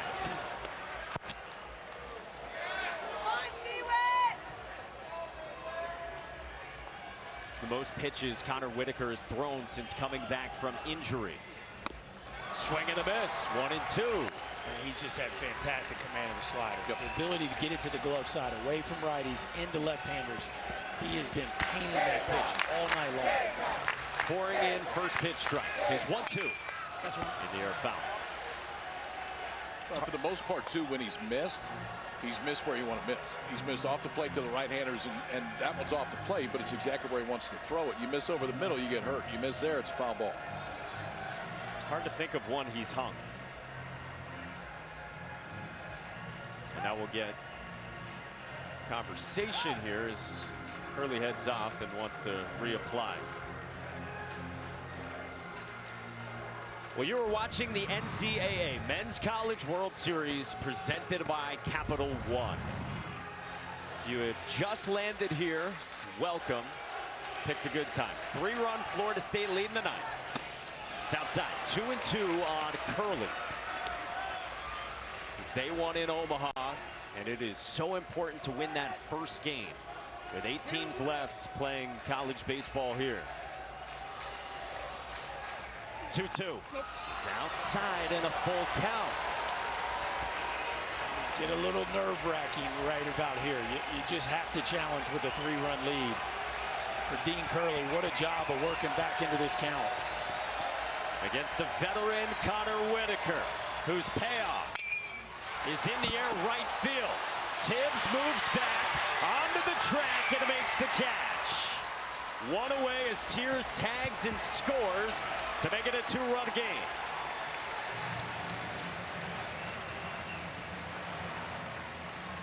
That right there is back-to-back home runs in Lindsey Nelson, but we're not there right now.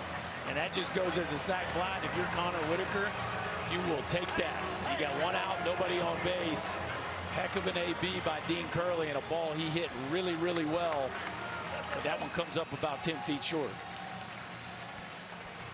About a month ago, Connor Whitaker came back from injury, and the most he had thrown was 61 pitches since. At 72 tonight, and with a lefty looming in Dalton Bargo, the 5th-year senior Brennan Oxford will enter in a 2-run game in Omaha. You have singular talent. It's called lying. It's called selling. All engines running. How are we supposed to get to the moon? Every day something is breaking. We need a new broom. Turn this into the moon. All of her bad ideas, this is the worst. The president loves it. Now it's a great idea. This just looks like a dirty beach. I don't believe it. I think we should have gotten Cooper. Fly Me to the Moon, rated PG-13.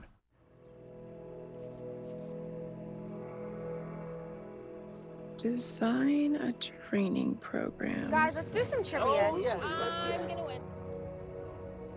How should I plant this if my garden doesn't receive direct sunlight? Next question. It starts with an empty prompt.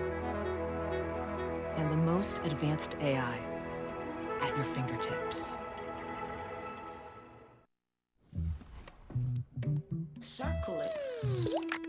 Circle, you let me circle it. I can find anything if I circle it. Let me circle it, I'm like circle. When I'm hanging with my friends, I can circle it. I can find anything if I circle it. See something that you like, you can draw around it. Can you circle it? 'Cause I can circle it. See something that you like, you can draw around it. Again, it is really hard to lose your first game here at the Men's College World Series and go all the way to win the national championship. It's only happened 4 times in the last 42 College World Series. So many of the recent champs have started out 2-0, although LSU did it the hard way last year. Here's Brennan Oxford, 5th-year senior from New Hampshire. He's pitched a ton in his career, and this has been far and away the best season of his 5 years in college baseball. He's been their best out of the bullpen and the most consistent. The left-hander comes on as Dalton Bargo was due up from the left side. It looks like Tony Vitello will go to his bench and bring a right-hander up. But for Oxford this year, it's primarily fastball slider. That's essentially it. The slider has been a better swing and miss pitch against lefties, but he'll still throw a ton to righties. Fastball will be into the low 90s. On a night where Christian Moore is hit for the cycle, he is hoping it gets back to him. It's the 8th spot in the lineup. Cal Stark would follow. And then Christian Moore. Pinch hitter is indeed coming for Tennessee, and it's Cannon Peebles. Very highly regarded transfer from NC State, where he was excellent last year. Has been part of the crop, getting chances for Tennessee down in the lineup, and comes out here. Against Brendan Oxford. Swearing and pulling back and watching the breaking ball miss. Oxford this year, 25 walks in 52. And you know the approach right now. If you're square to bunt, you're not bunting. They're just taking one and force him into the zone right away. And that's a career low walk rate for him. And his first 2 are out of the zone. A little bit surprised when you see him square to bunt with the first pitch. Just pump a fastball. Let's get strike one. If he's doing it with the first pitch, you know he's taking. Peebles squares. There's the fastball, but it's up, and it's 3-0.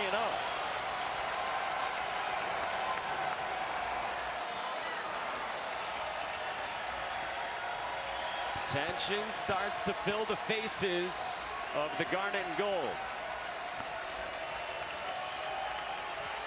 3-0. Peebles taking, and it's a strike.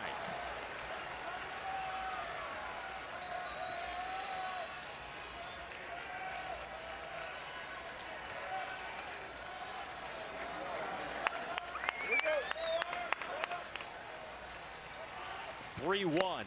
Swing and a miss and a full count on Cannon Peebles.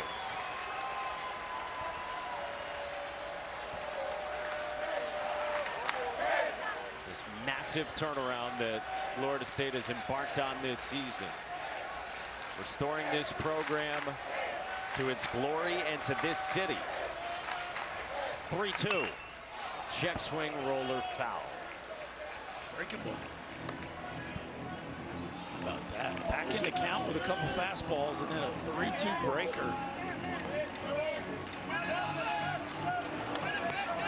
He was lucky to catch a piece of that one. Just a check swing, excuse me, foul tip right there.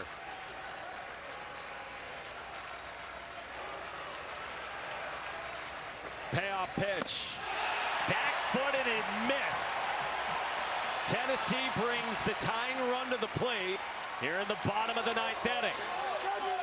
Bring the tying run to the plate and bring Christian Moore on deck.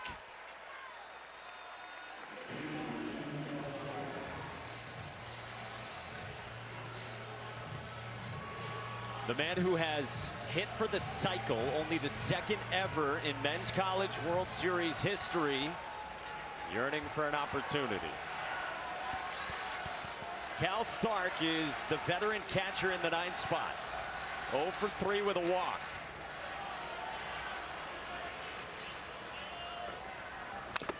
You good? Pitch swinging, fouled off. And if you're Oxford here, you have to be on a double play ball. That slider down and in, a perfect pitch to potentially get a pull side ground ball, double play, get off the field, and don't have to mess with Moore.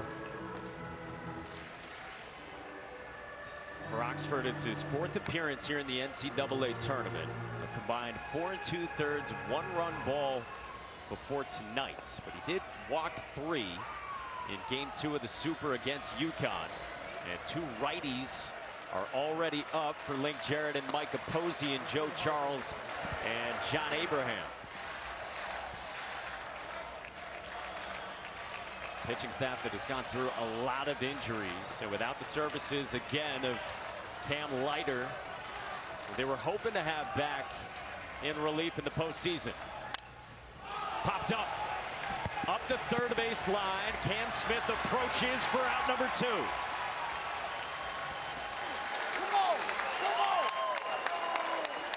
And the stage is set for Christian Moore. So locked in tonight that he had to be informed by his teammates that not only was it the 2nd cycle here in College World Series history that he's hit for the cycle. He didn't even know. Now let's see if it is Oxford that gets the opportunity to pitch to him. But talked about wanting to be a legend. He's had a legendary night. Wow, would this be one more moment to add to it right here? Brennan Oxford, very good left on left. He's still been solid against righties, who have been held to a 784 OPS, right around the national average.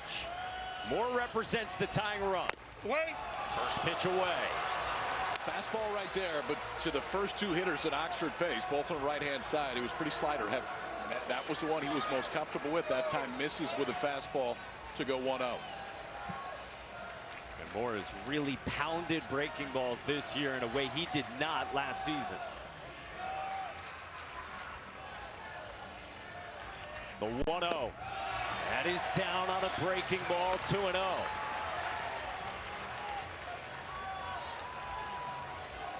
And if you give up a homer here, it has to be to the backside of the field, right? Fastball way to start the at-bat. It's a 2-0 count. Last thing you can do here is let him run into a pull-side homer. 2-0. That was left up, and it's a strike. But you're balancing two things, right? If you're Oxford, you don't throw a changeup. I mean, your off speed is your slide, which is going to come back in towards the barrel the entire time. So if you're going to stay away, it's either a backdoor breaking ball or run that two-seamer on the outside part of the plate. With 2 outs in the ninth, the 2-1. Moore fouls it back, 2-2 on a heater. Well, you talk about a big-time swing right there. Maybe just got a little long. That pitch caught a lot of the plate, KP. Looked like Christian Moore just said, that's fine. That's fine. In a 2-strike, 2-out hole in their opener in the Men's College World Series. Florida State trying to get to the finish line.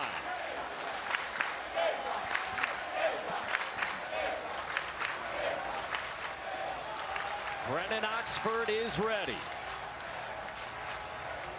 With a 2-2 to Moore. He's come back with a couple of fastballs against Christian Moore. I mean, this is what it's all about, right? You got one of the best players in America as the tying run with 2 outs in the bottom of the ninth. Are you not entertained, Mike Monaco? Is this any fun?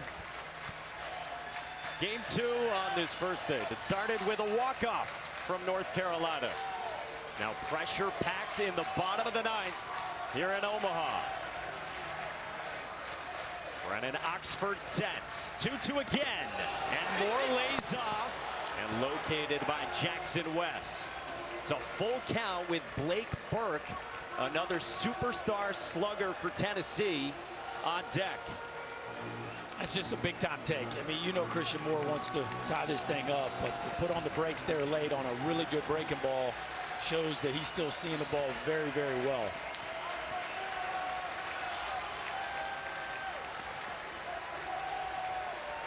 Three balls and 2 strikes. The payoff. Moore laces it to left field. That's a fair ball into the corner. Peebles races to third and stops there. And the tying run is in scoring position.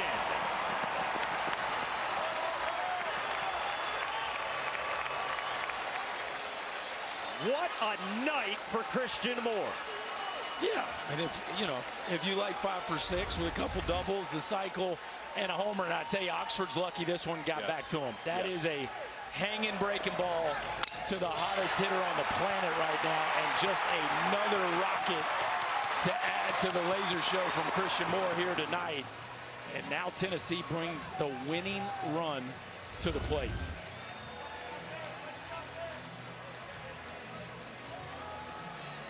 In the form of Blake Burke, a midseason first-team All-American, top 2 in the country in doubles, and top 75 on the MLB draft board of Kiley McDaniel.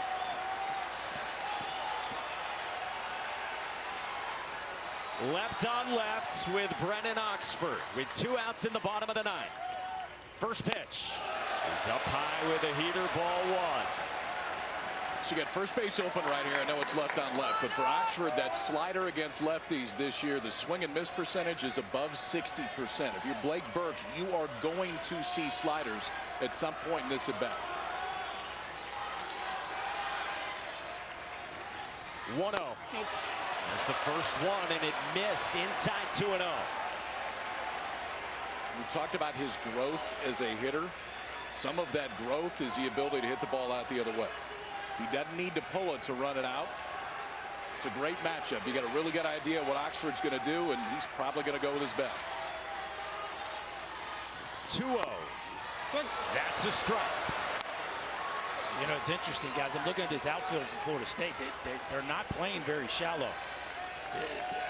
I know 2 doesn't beat you, but they're not in a position to throw anybody out. It doesn't appear from the outfield. 2-1. That's a strike with a slider. 2-2.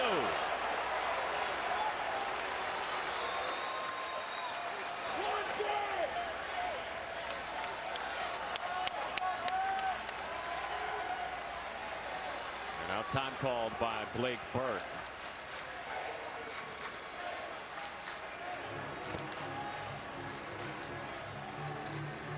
In a pressure-packed spot on day 1 of the Men's College World Series.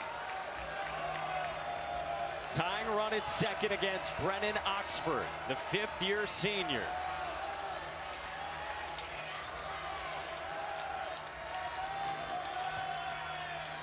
Two-two. That did not go, and a full count on Burke. Wow, and Link Jarrett is not happy. What you got, KP? That's close enough to be a 50-50 ball there. The first time I saw it, I thought he absolutely went. But you look at it in slow motion, and you can understand it either way. I'm fine with a no swing. And now a 3-2. And after taking his best breaking ball, he got a mistake right there and just missed it. And I'm with you, KP. Live, it looked like he went, but the replay was certainly anybody's guess.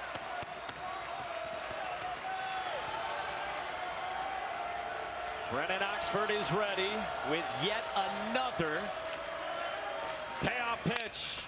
Burke back up the middle, a base hit into center. Hebel scores. More behind him. We're tied.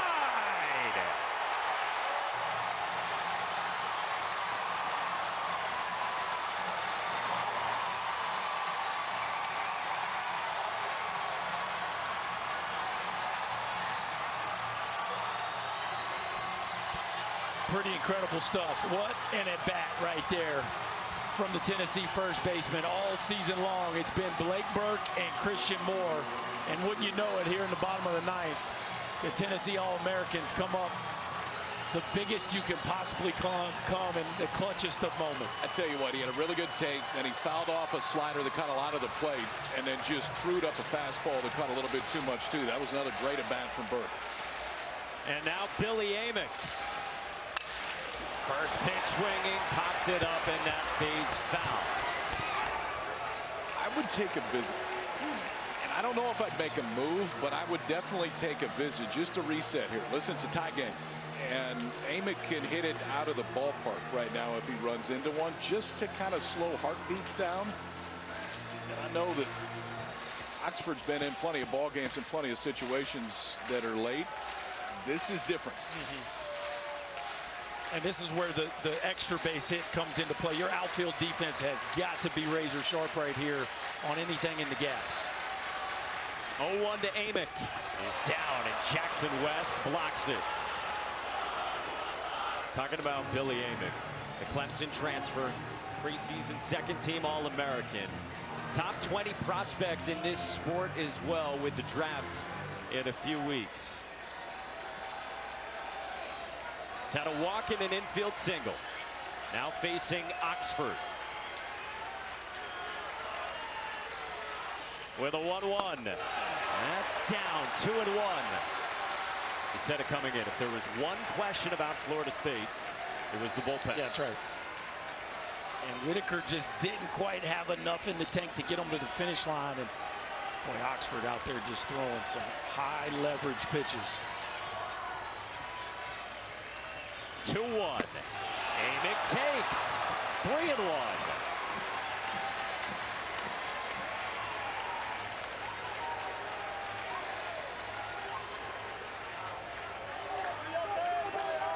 Tennessee doesn't have a walk-off win this season.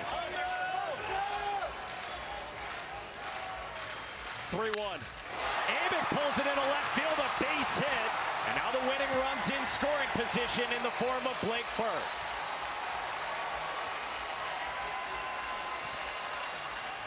A rocket at a $112 off Billy Amick's bat. Has day one been any good?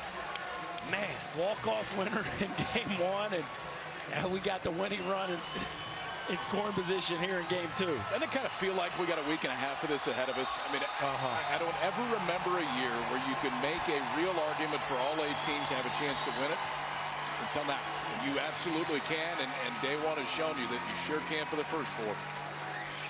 We talked last year at this time about the Men's College World Series being maybe the best ever with what we saw last year. 2024 would like a word. This game is tied as Brendan Oxford departs in the bottom of the 9th, and Blake Burke tied it. Well, if you're going to pull off a comeback, your stars have got to shine. Moore and Burke coming up clutch. It's all tied, folks.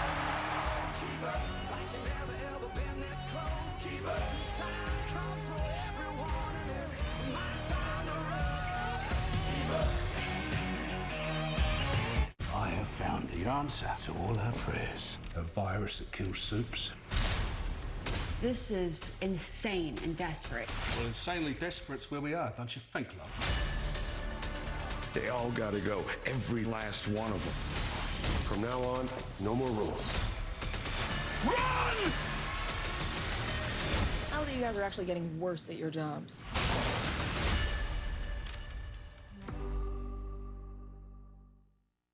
Ha! This guy can't shoot. Hey, coach! Bench him! He's got weak arms! They're 5, Kelly. How do you sleep at night? On a mattress. From Mattress Firm. So I sleep. It's Mattress Firm's July 4th sale. Get a king for a queen price, save up to $700, and get a free adjustable base. Get matched at Mattress Firm, sleep at night. The Tennessee faces have turned into smiles of all ages here in the last 10 or 15 minutes.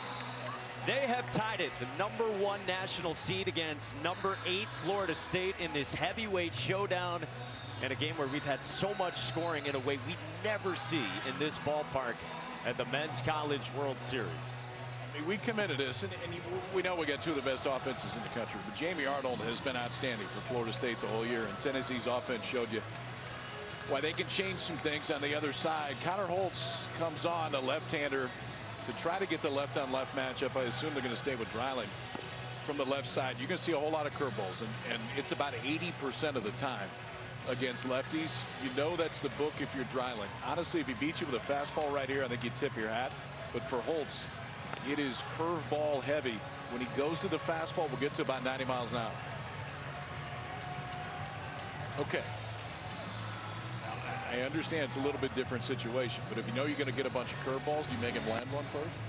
Or you take him one like Peoples one was to start the inning? No, I think you're just sitting on it. Like, I mean, it's 70% breaking balls overall from Holtz. So I think you trust Dylan Dreiling to be able to discern a breaking ball that he wants to swing at, one he wants to take. But they got the same report we do. They know how heavy the breaking ball is. And if you're Holtz, the question is, you know, do you even show a heater just to try to get him off of it? Dylan Dreiling's got 3 hits in this game. 2 of them have come against lefties. He's been almost identically as good this year against lefties as righties. He's been split proof. 11 all, bottom of the 9th, 2 on, 2 out. And Connor Holt's first pitch is a breaking ball, and it misses. Right on the fringe for ball one to Dreiling. Sophomore from Kansas, was first team All-SEC in a full-time role for the first time this season. The 1-0 in the air, left center field. Ross on the move, won't get there. Tennessee walks it off.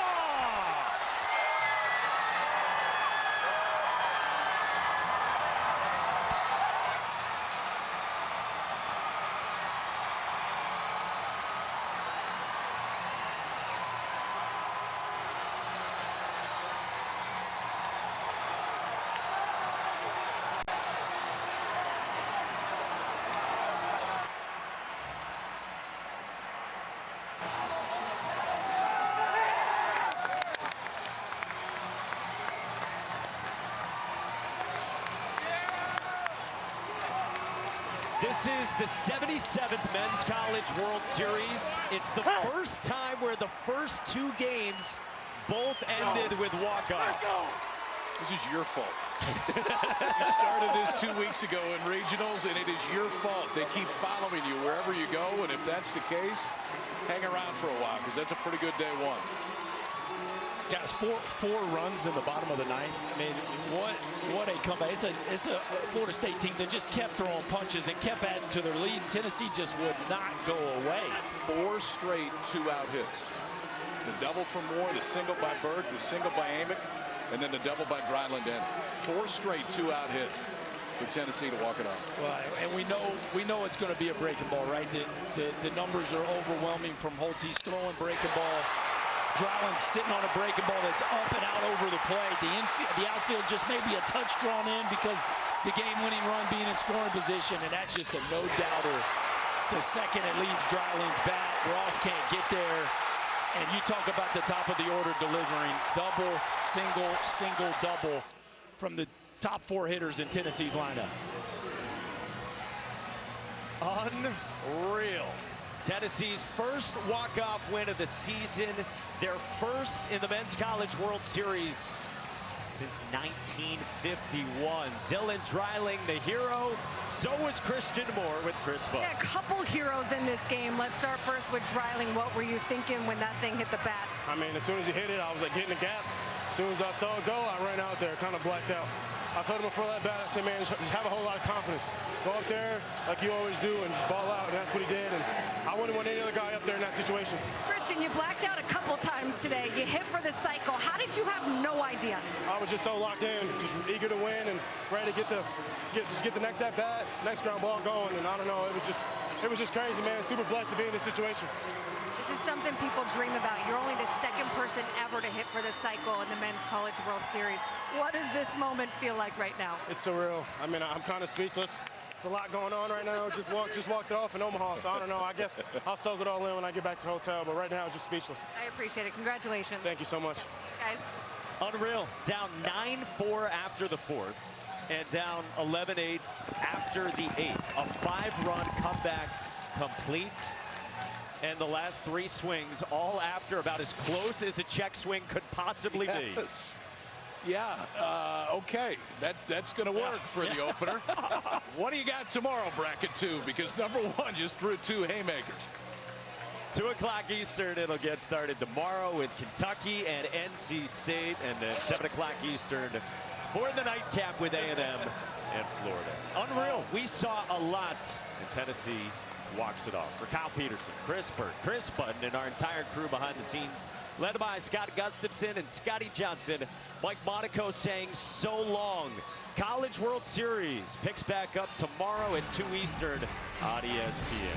We'll be back in Omaha in just a bit, but first, let's get you to Nicole Briscoe and Kevin Connors with SportsCenter.